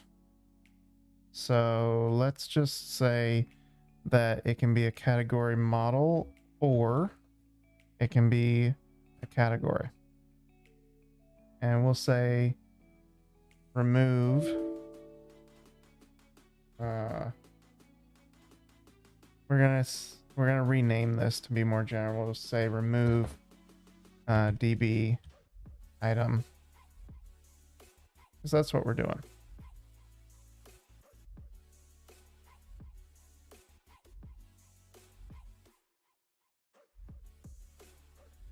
Remove DB item. Yep.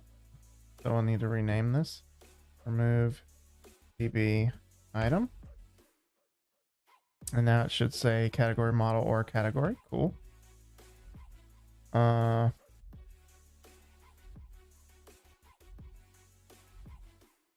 One thing we're gonna need is we're gonna actually need a delete button.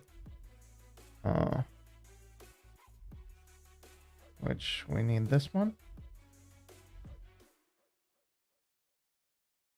And we just put it right here. And yep, that guy's going to be a float left. All those other ones don't actually need a float left, but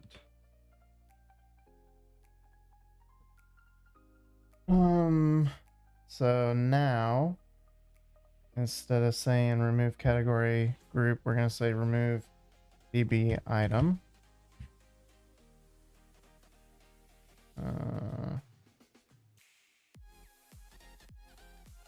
Remove DB item.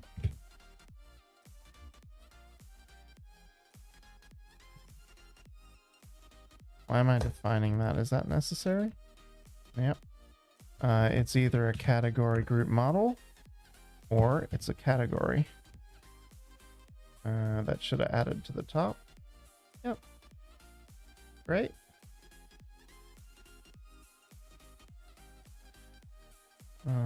Yep. And we're removing it by the ID. So that should be fine for either one. And then it returns do I call it remove? Yep.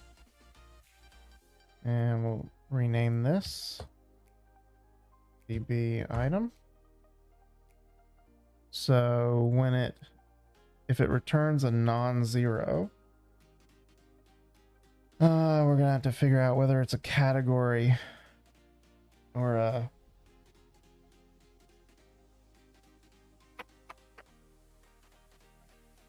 or if it's a group.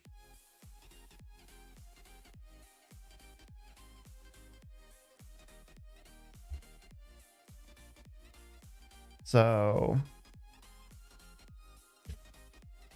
if the result type, because we're returning the this thing, so this could be a category group or category. If the result, we're gonna do, if the result type is of the type, why is that saying any?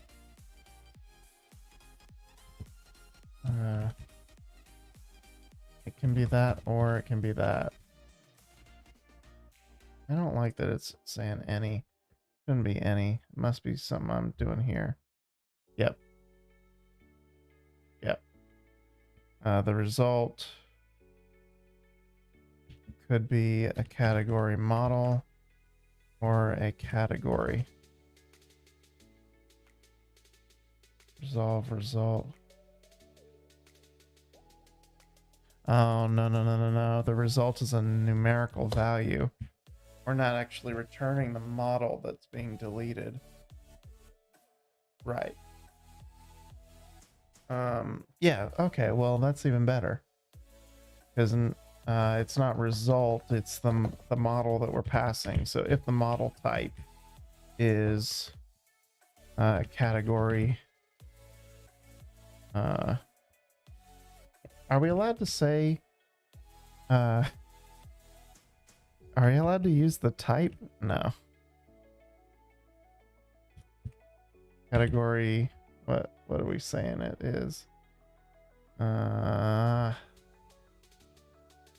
on, where am I saying that?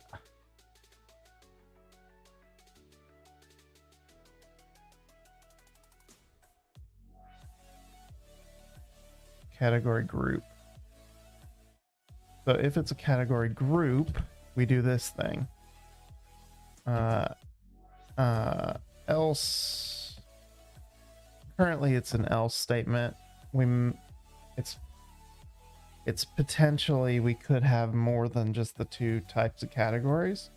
But for now, we'll just work with this.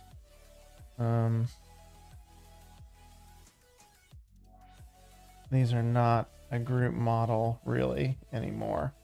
These are a what did I call it? Category group with category group with array. And the index, if the section ID is equal to the model ID, we splice it. Cool. Else, so if it's a category, then we have to loop over the category sections, or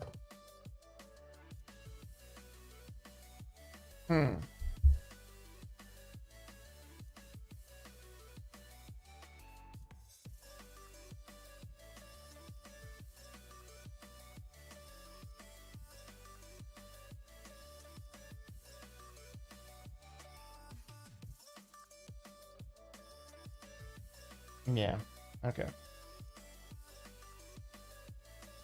So I have to loop over the category sections dot value for each section, and then we loop over the categories themselves. So section dot categories dot for each category, and then we can say if the category ID is equal to the model ID, then we remove it.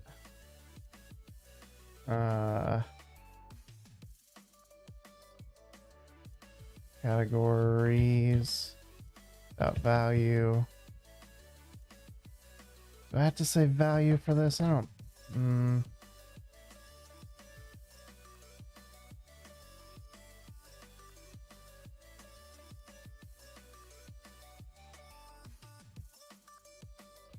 Let's go ahead and get the index, the number.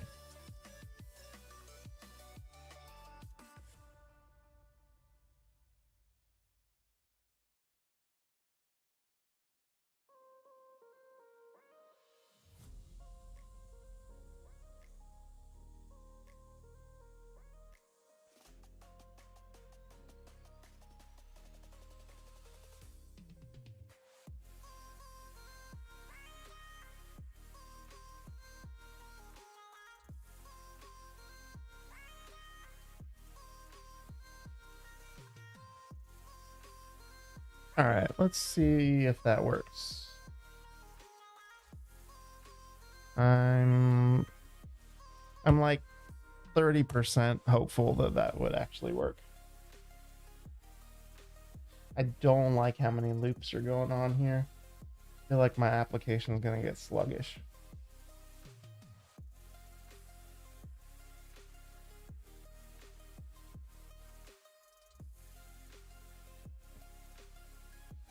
All right, let's see what happens. So we've got delete buttons. Object cannot be cloned.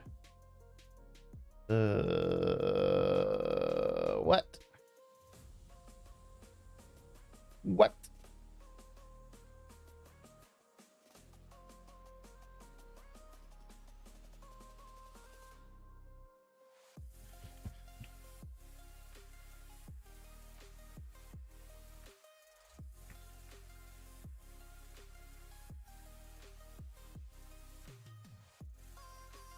Delete category group. So it doesn't like something in this.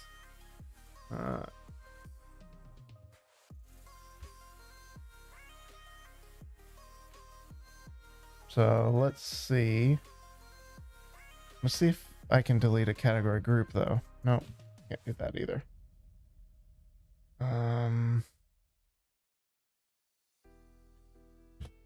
Console log, we returned a value greater than 0.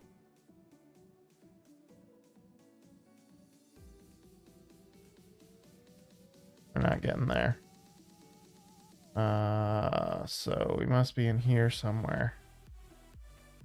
Are we getting please remove? No. No, please remove. No. So let's see if we're getting here. No, if we're not getting here, we're not getting there. So we're somewhere here. Console log here.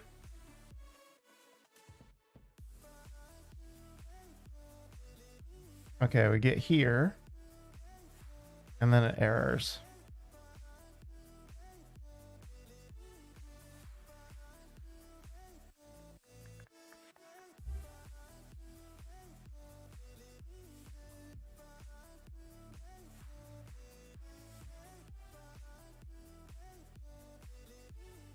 So the last time we were getting this error, it was because we were getting something that I didn't expect us to be getting.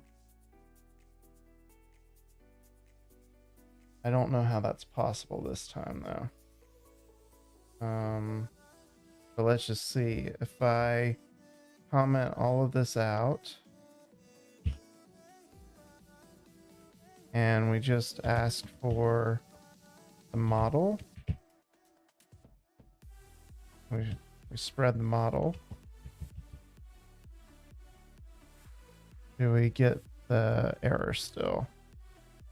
No, we get this, which in this case is a category group. And in this case should be a category. No.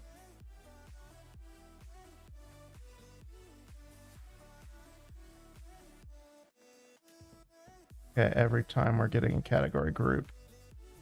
Okay, so let's look at our delete category. Oh, it's called delete category group.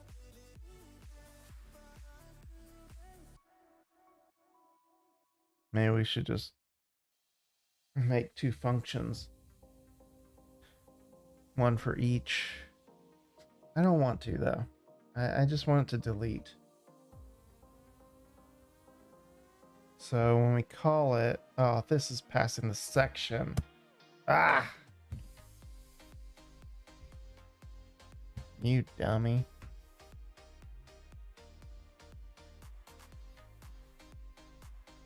There we go. Now it's passing the correct thing. Okay, maybe that was our issue the whole time.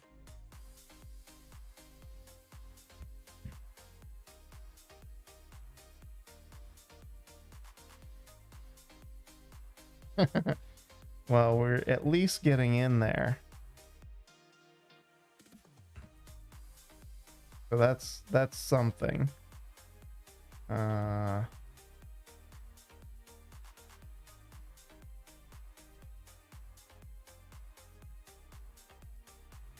Something's not right.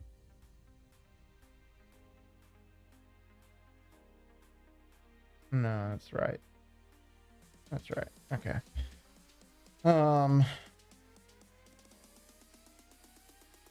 So what happens when we delete these ones?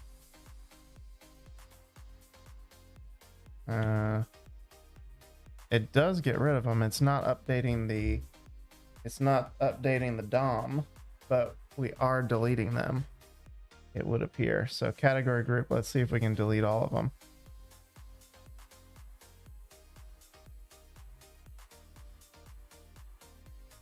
Yep. All right. So that is deleting, but we're not removing. We're not updating the section properly.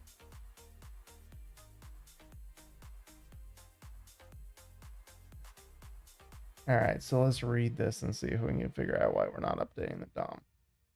We go through this category sections. We go over each section, which each section is a category group with a category array. We then loop over the categories. And if, which the categories should be an array of objects. So we loop over each of those categories. We get a category object. And if the category ID is equal to the model ID, we splice it.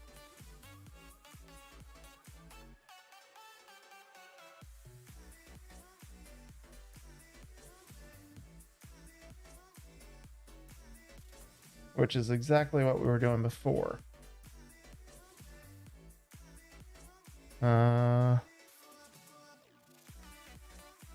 Console log categories. Categories. So let's see. Maybe we don't have to call value.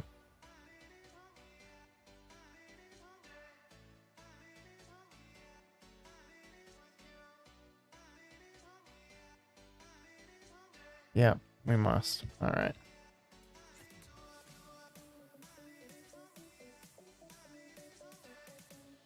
Add some categories on there. Adding's working. That's good. So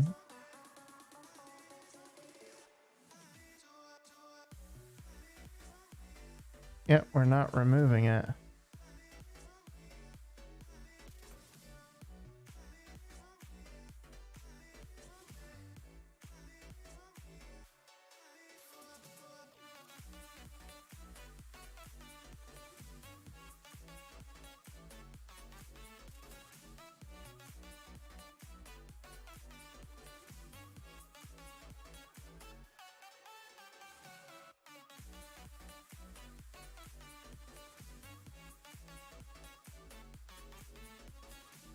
Splice is the right thing to use. Remove item from array JavaScript.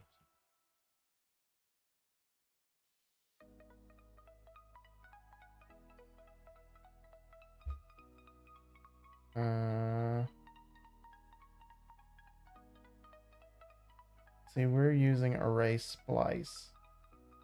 We're saying, you know, here's the thing to remove, and how many things you want it to remove.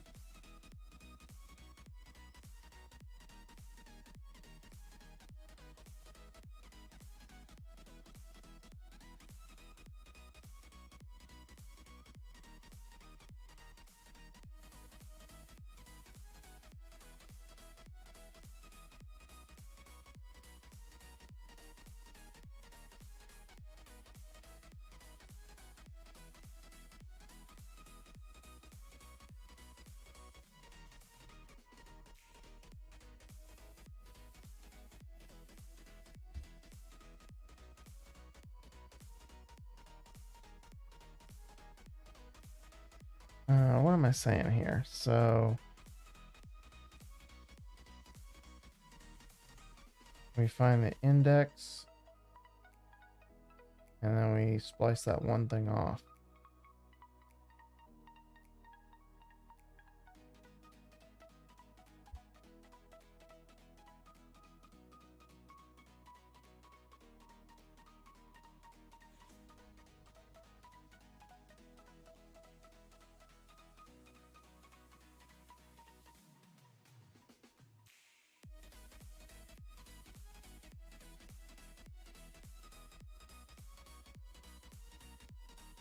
And it is ref, so it should be updating.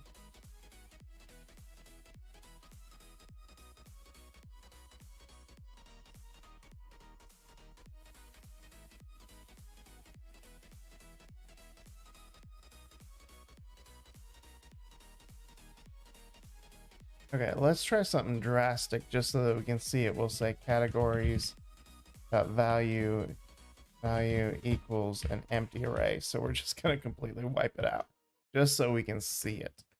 I just want to see that it's doing something.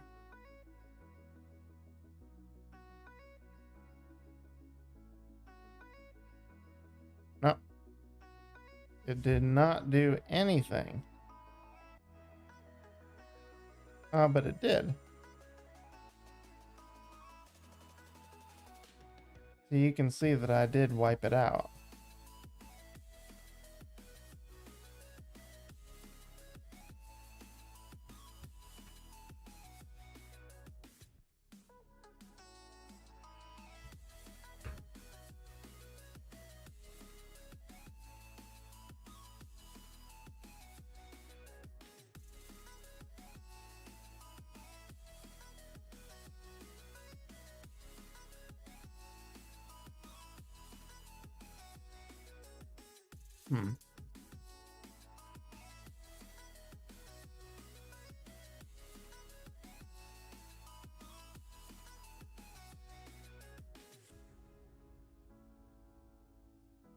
Maybe what I actually need to do is go all the way back out.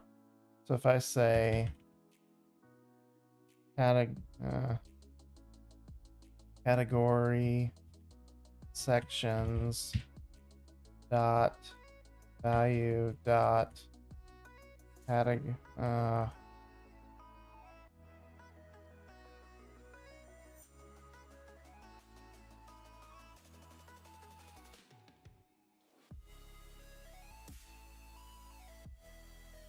I say section index number category index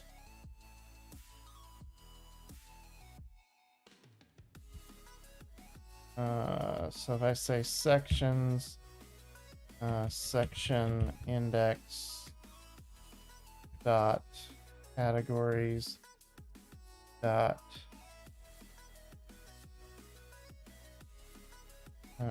value unsafe member access splice On an any value? What are you talking about? There. Let's see. There we go. There we go. There we go. Go, go, go, go.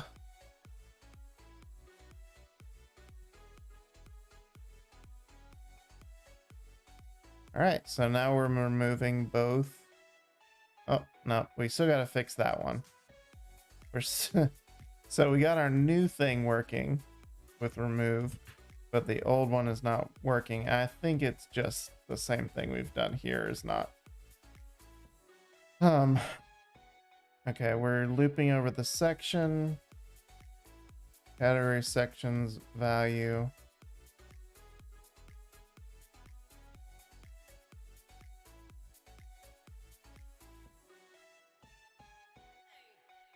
That still looks right to me.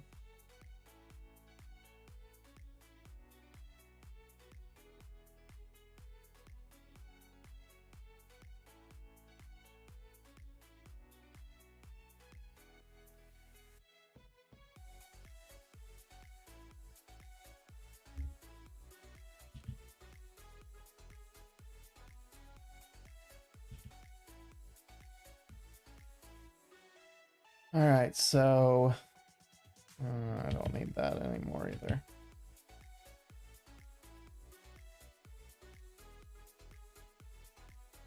I am passing the section, aren't I? For these ones? Yeah.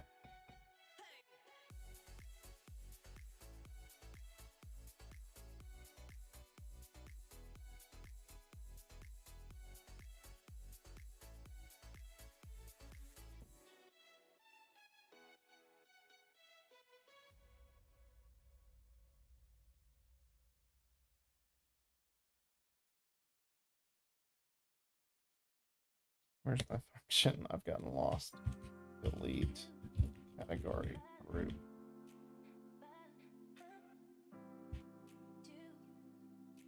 So if we get a category group, console log got category group. If we're getting that far.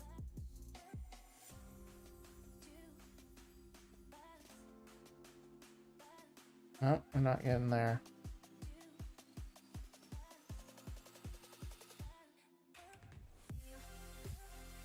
Is this wrong? Is it not a... Is that wrong? Copy. If the model type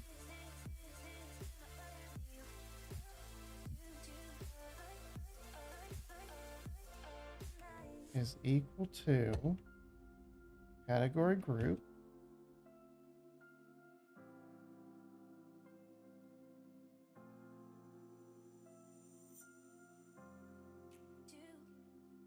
all right, so let's get rid of this part. No, it's nothing to do with this.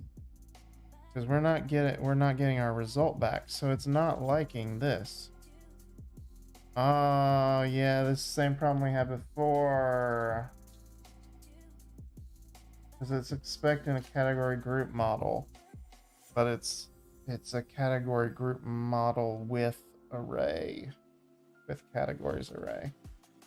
That's what the issue is. How do I want to solve this?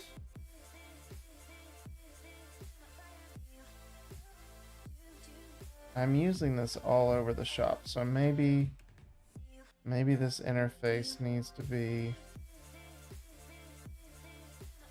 Am I even using category? Am I even going to be using this one anymore?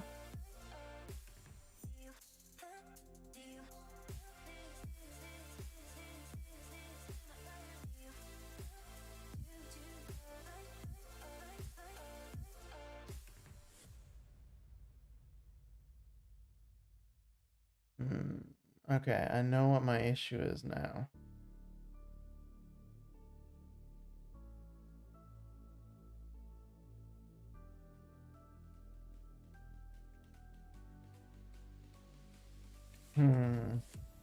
But how do I want to solve it? Because what this actually is this is coming in as a category group with category array or a category. But this remove DB item, this is expecting either a group model or a category. So I'm passing the wrong thing, essentially. And this is a problem you would not run into without TypeScript. Without TypeScript, this code would actually just keep working.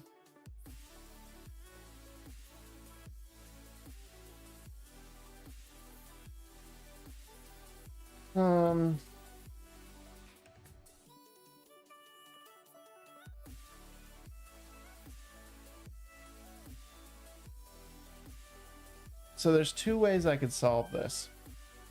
One, I could move this interface, this extended interface that I've got here. I move it up into my types, and I could then tell it to expect those things. The thing is, I don't know if I want to do that or not, because this page is the only place that I'm intending to use category groups and category arrays. So I think I'm going to leave it here for now. No, I'm not. I'm tired of this. So let's remove it from there. And we'll put it in category groups. Then we can extend, export, and then we'll import it back into our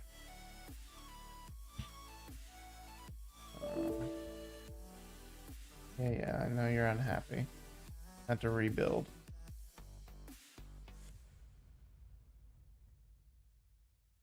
All right.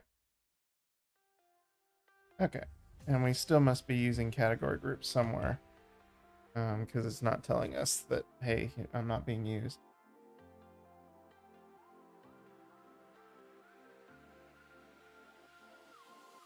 All right, so we'll rebuild the app.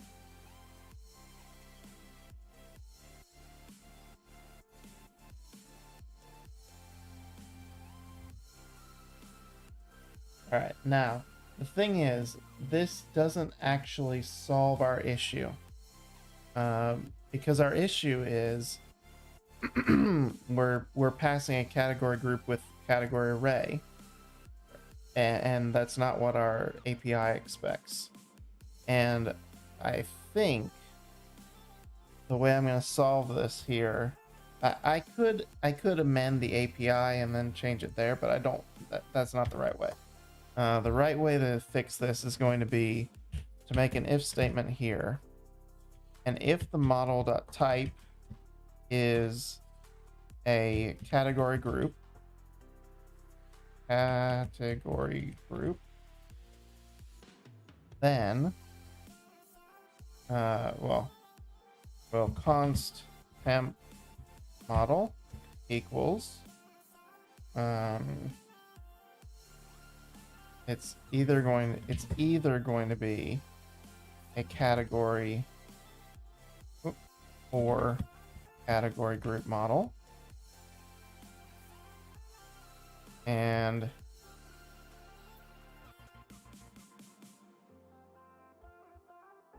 we can't say it's empty here, can we?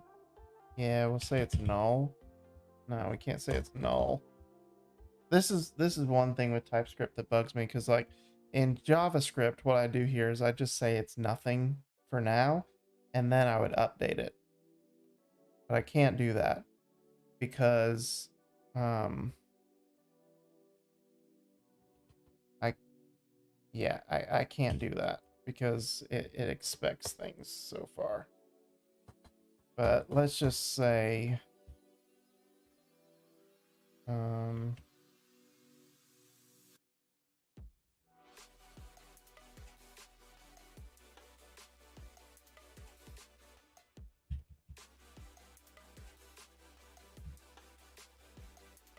if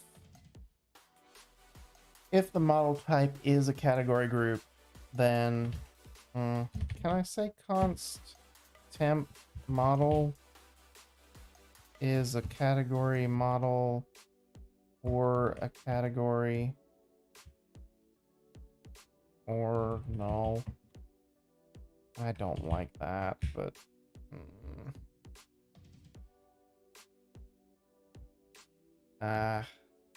we'll see if we can fix this after we do this. So if it's the model type category group, then temp model is going to be a category group model, which means it needs a category. I'm not going to type all these out. I'm going to copy paste. Copy. Paste.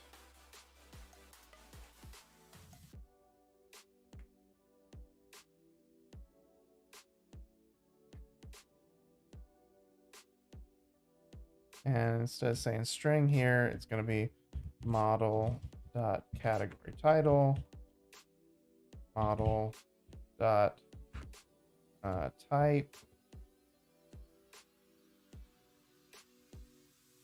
model.budgeted, model.activity, model.available, and model._ID. What's it saying? Sign, but never. Oh yeah. Dot value.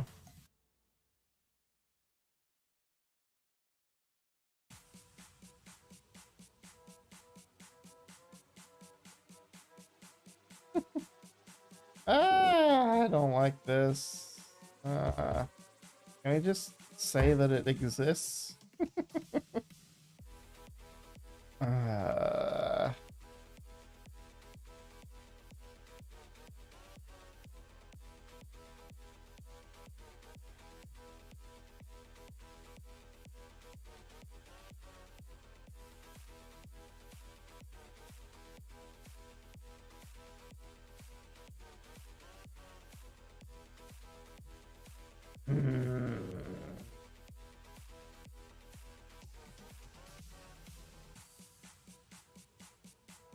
Typescript makes me think in different ways than I normally do.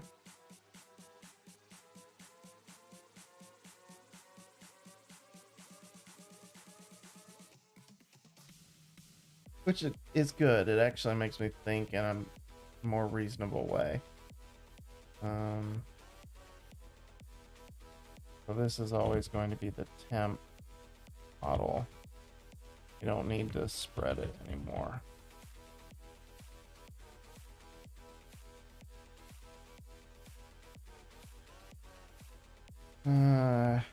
Const temp model. It is category model for a category.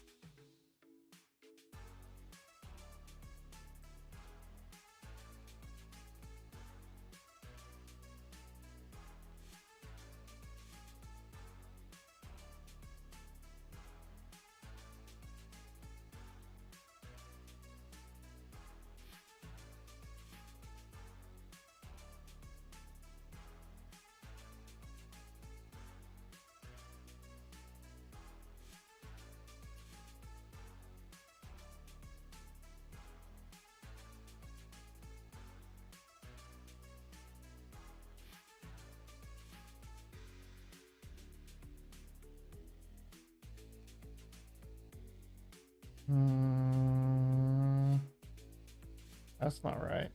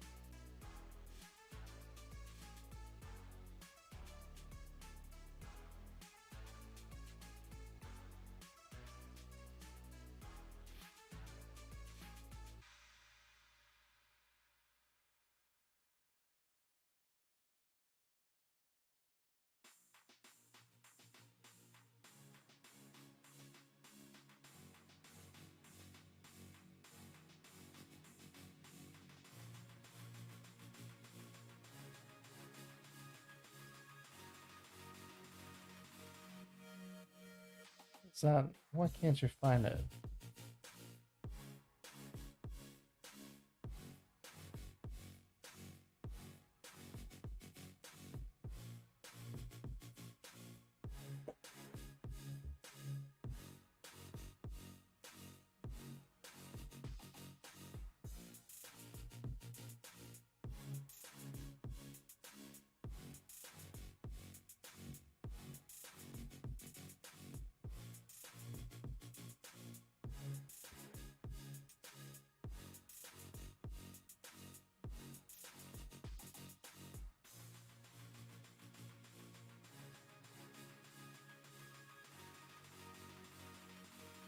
No, this isn't right.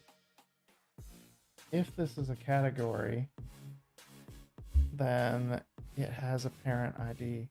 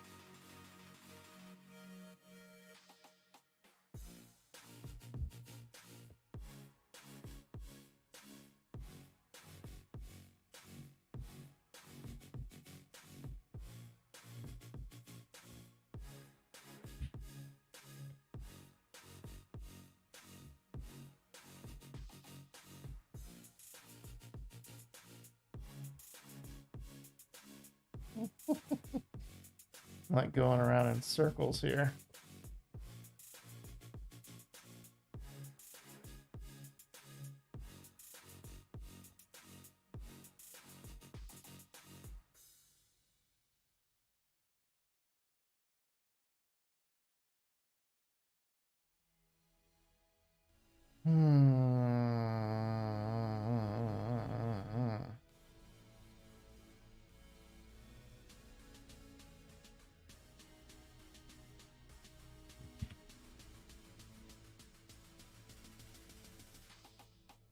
All right, so without this if statement. Oh, what's going on here? Where did you come from? Ah, that's why I couldn't find it.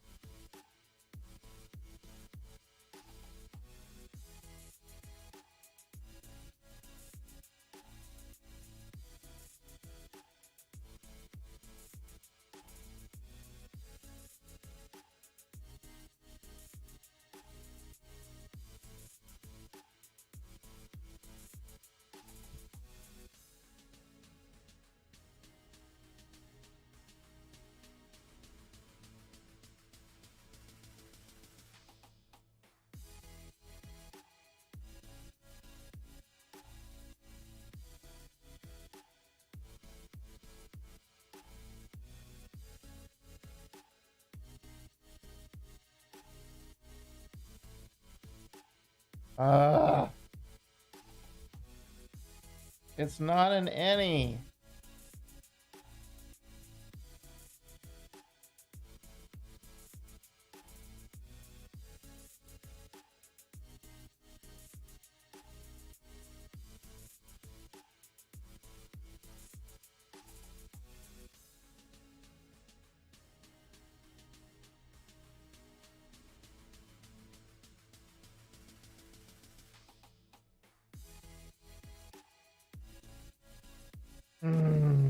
So this is saying the model is a category group with an array or a category. Okay, temp model.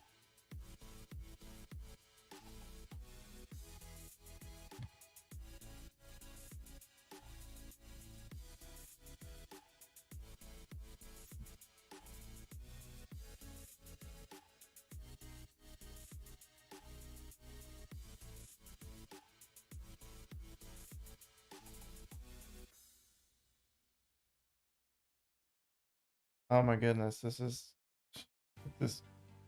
driving me absolutely batty. I said the temp model can be a category group model or a category. And a category does have a parent ID.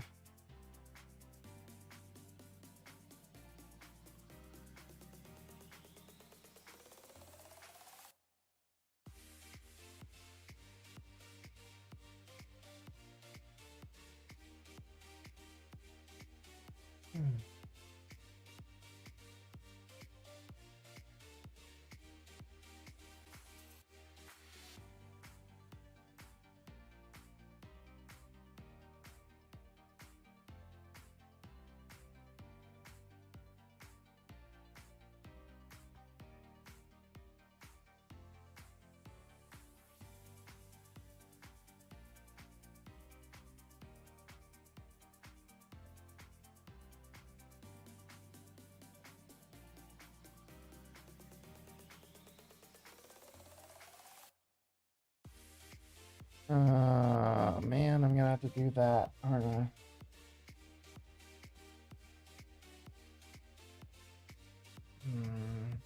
Yeah, that's what I'm gonna have to do. Okay, I'm going to have to say if the model that type is equal to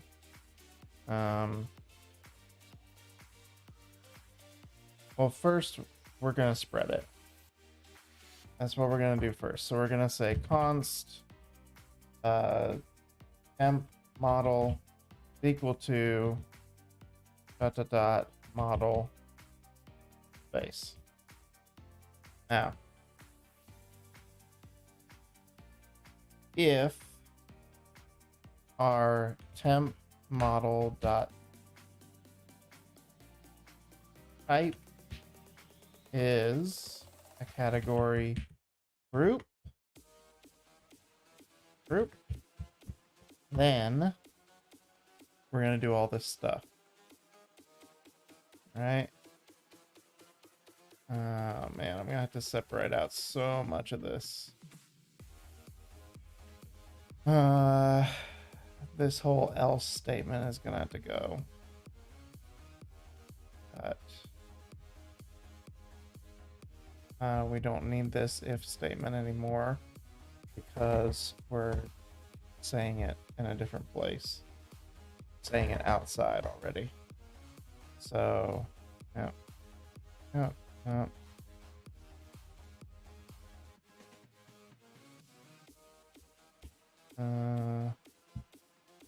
What's this saying?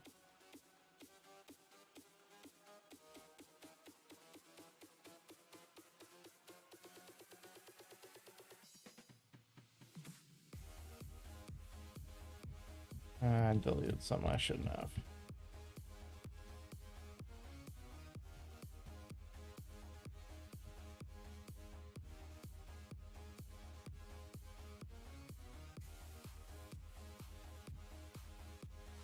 There we go. Okay. else. Paste that. We go ahead and do this part. Copy.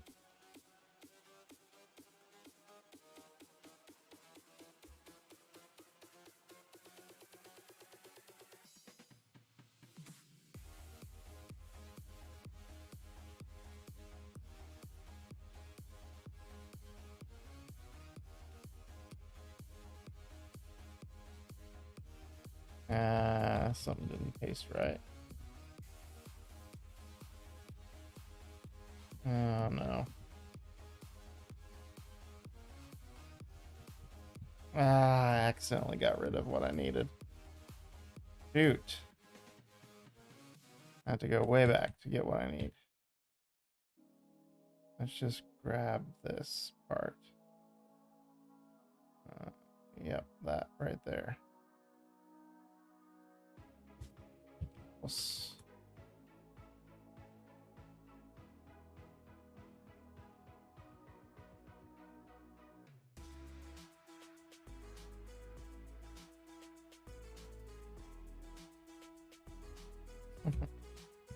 This is a bad idea. I'm mixing myself up because of this. We'll just comment out this else statement. That's what we'll do. Oops. That way we can keep it where we can see it, but we're not moving stuff around all over the place. There. What is going on? Oh, you're driving me nuts, keyboard.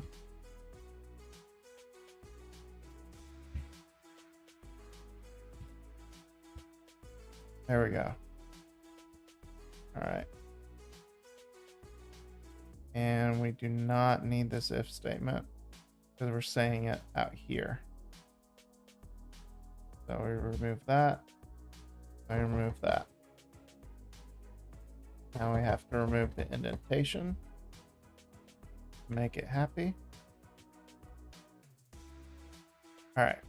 So we spread the model. We create a new temp model. We say if the temp model type is category group, then we try to remove the temp model, and we do. We get our result back.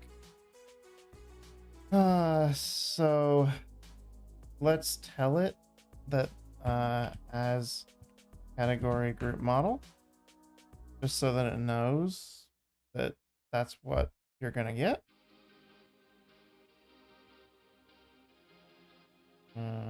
I don't want to say it. I don't want it.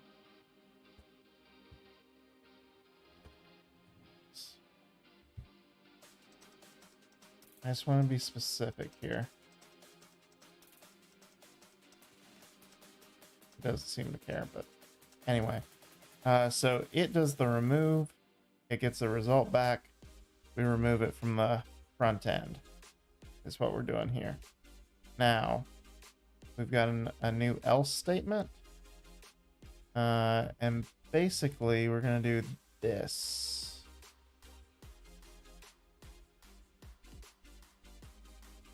Yep, this stuff right here. Gonna cut that out. Don't need this else statement anymore. Else we do this. Well, we actually are gonna do this part. Copy.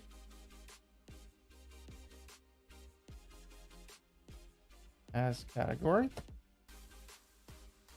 Yep. And we need one more. So then if stuff gets indented, this stuff gets moved like that. And we need another curly brace. And move this one to there. Yep. And then we need a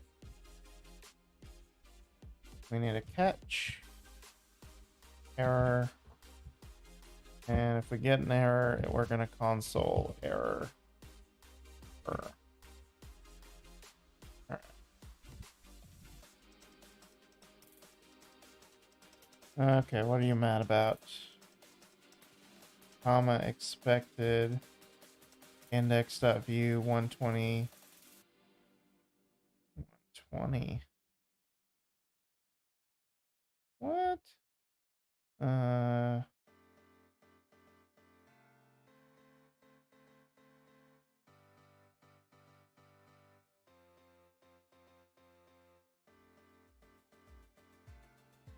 What are you talking about?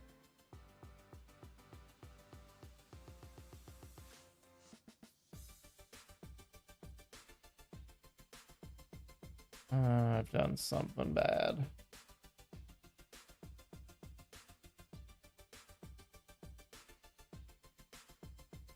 Ah.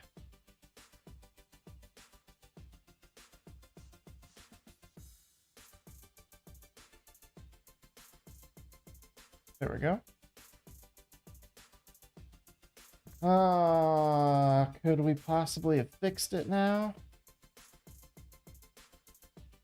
Let's see. Refresh our app. And let's add a category group. Let's add some categories to it. We can remove the categories. Can we remove the group? No! Ah!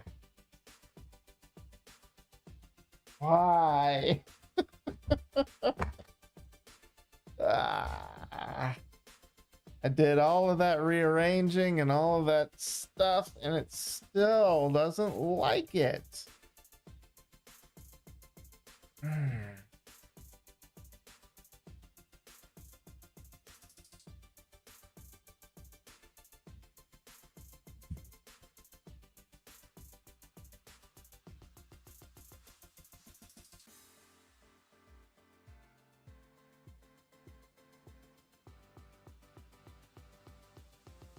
Oh my goodness. I must.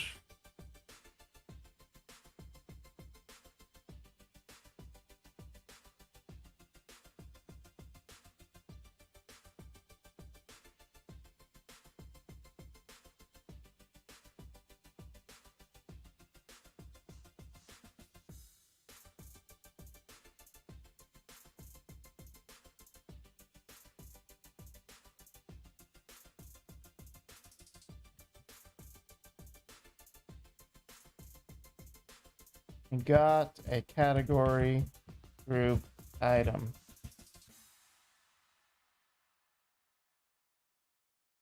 Yep. Then it does this and it gets angry.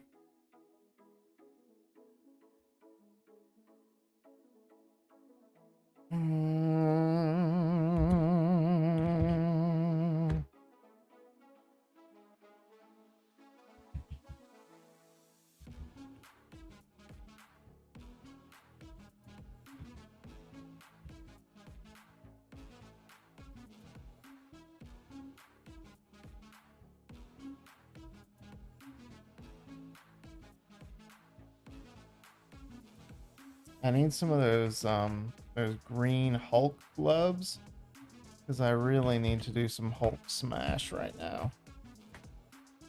Just go around the office smashing everything. I think that would make me feel better about this.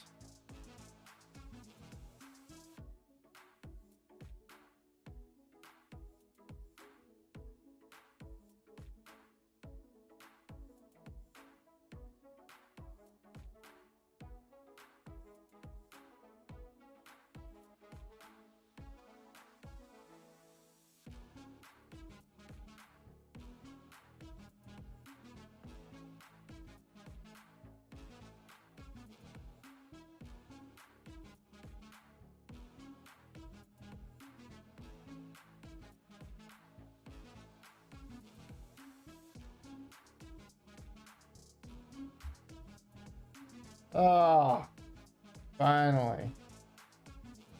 But did we lose this? Nope, we got it. We got it.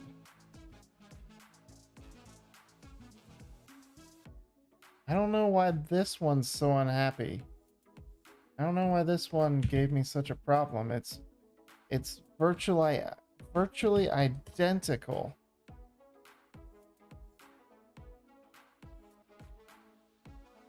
No, it's the same issue I was having before. With it had an extra parameter. That's why I was unhappy with that one, but not the other. Oh man, that was annoying. But the thing is, okay, here's my real frustration with that. I ran into that twice tonight. And my real frustration with it is that the console error you get says that you can't clone that object anymore. So it leads you to believe that the issue is with you cloning is with you referencing the object instead of creating a new one, when that is not the issue we had here at all. The issue we had here was that the object that it was expecting had an additional parameter on it than what, or an additional key value pair than what it expected. And because of that, it couldn't do the update. So the error was completely unrelated to what was the actual problem. So that's why I was so frustrated by this whole thing. But we resolved it. We now are able to add category groups and categories. And we're able to remove them as well. And all of that survives a refresh, so we know that it's actually happening in our database. I know it's an Electron app. I shouldn't be refreshing an Electron app, but it's a way for me to test it. So, oh man, this is a big messy function, but it is doing a lot of work. All right, so we now have an app that can add categories, delete categories, add category groups, delete category groups.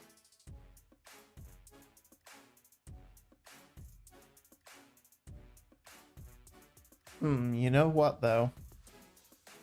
When we delete a category group, we are not actually deleting the categories.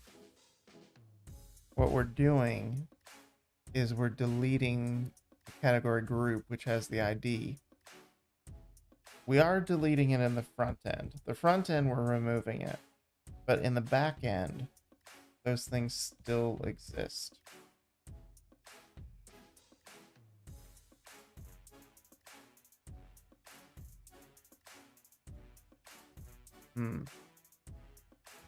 They do still exist in the back end, because when we delete the group, we're really deleting the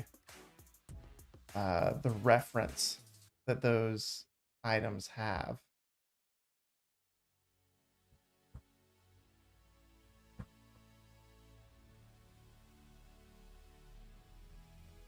Yeah, we're really just referencing, we're deleting the reference to their parent, which removes them from the front end, but they're not actually gone. Oh well, I think that's a problem for another day. I think that's a problem for another day. We will stop here. When we come back to this project, I don't know if I'll stream this weekend or not, but just so you know, the next thing that I'm going to be working on with this is I will be working on getting the update working with the categories. Once I get the updates working with the categories, then I'll swing back around to the deletion of the items under a category. You know what? I need to write myself a note so that I don't forget that. Delete category. At to do. If we are deleting a category group, we should also delete the category items that belong to that group. Or we should tell the user to move the category item to a new group. Something like that. And let's move that to a new line so that let's make this a multi-line comment.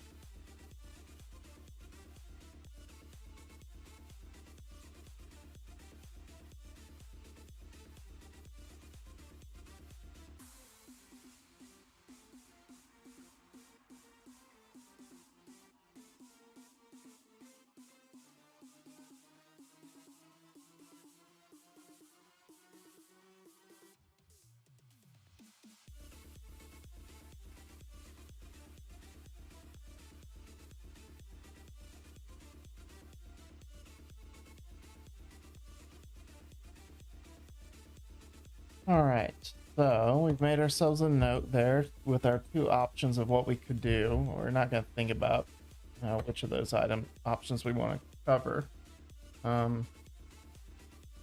But those are the two things that how we could solve it. All right, so let's go ahead and do our commits. That's just the colors. I think I'll add, I won't add that to get ignore yet. All right, so what did we do tonight? And this is just a personal project, so I'm not gonna get all wrapped up in tiny commits. Git commit. All right, we added the ability to, category items, category add and remove implemented. You can now add or remove categories from category groups.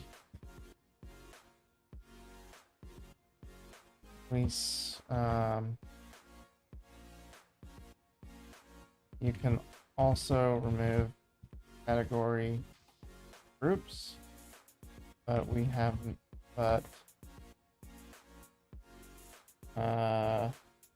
Moving subcategories from category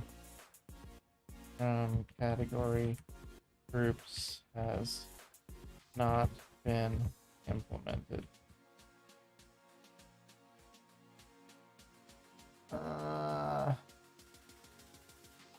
To do update category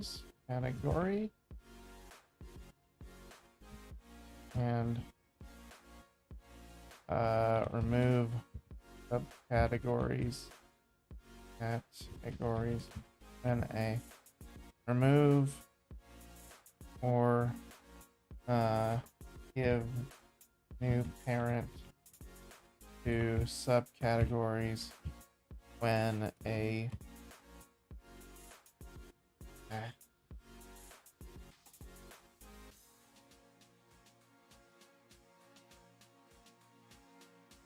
category group is removed.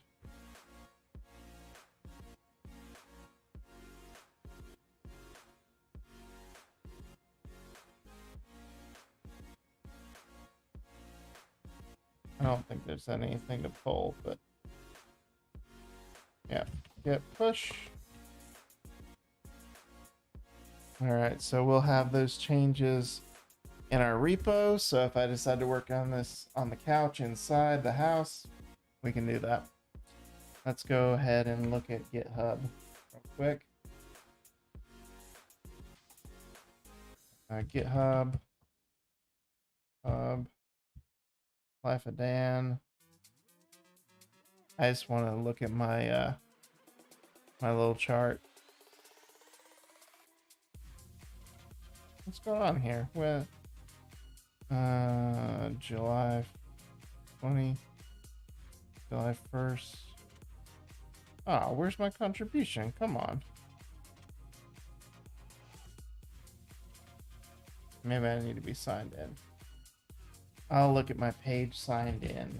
I'll get my other window over here. There we go.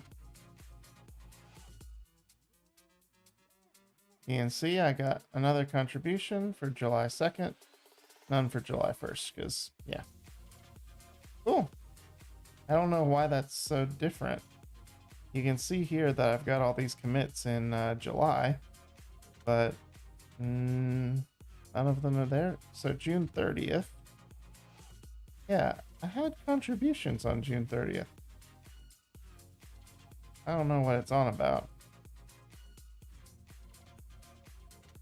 I did have activity then. Why is it saying that I didn't?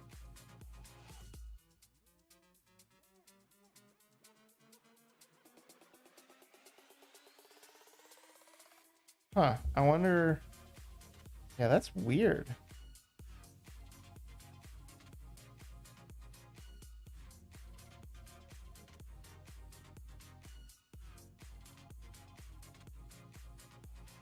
Yeah, I should have contributions in there. That's... What if I go to... Oh, I know why. Because this repository is private. Yeah. Because my repo is private. That's why. Well, that's a little sad, but that's okay. We'll make this repo public as soon as I feel like it's got something worth contributing to the general public. And once we do that, we'll get all of our credit for all the commits that we've been doing. It's pretty cool. I've gone a lot of years with basically no commits to GitHub, so it's kind of fun to have something on there that, you know, potentially people can look at in the future and say, oh, this guy, he actually is working on stuff. He's actually doing something. He's not just, yeah. I don't know. Makes me feel slightly validated, I guess. So, I don't know, for whatever that's worth. Anyway, thank you very much for watching. I will see you next time. Have a good evening.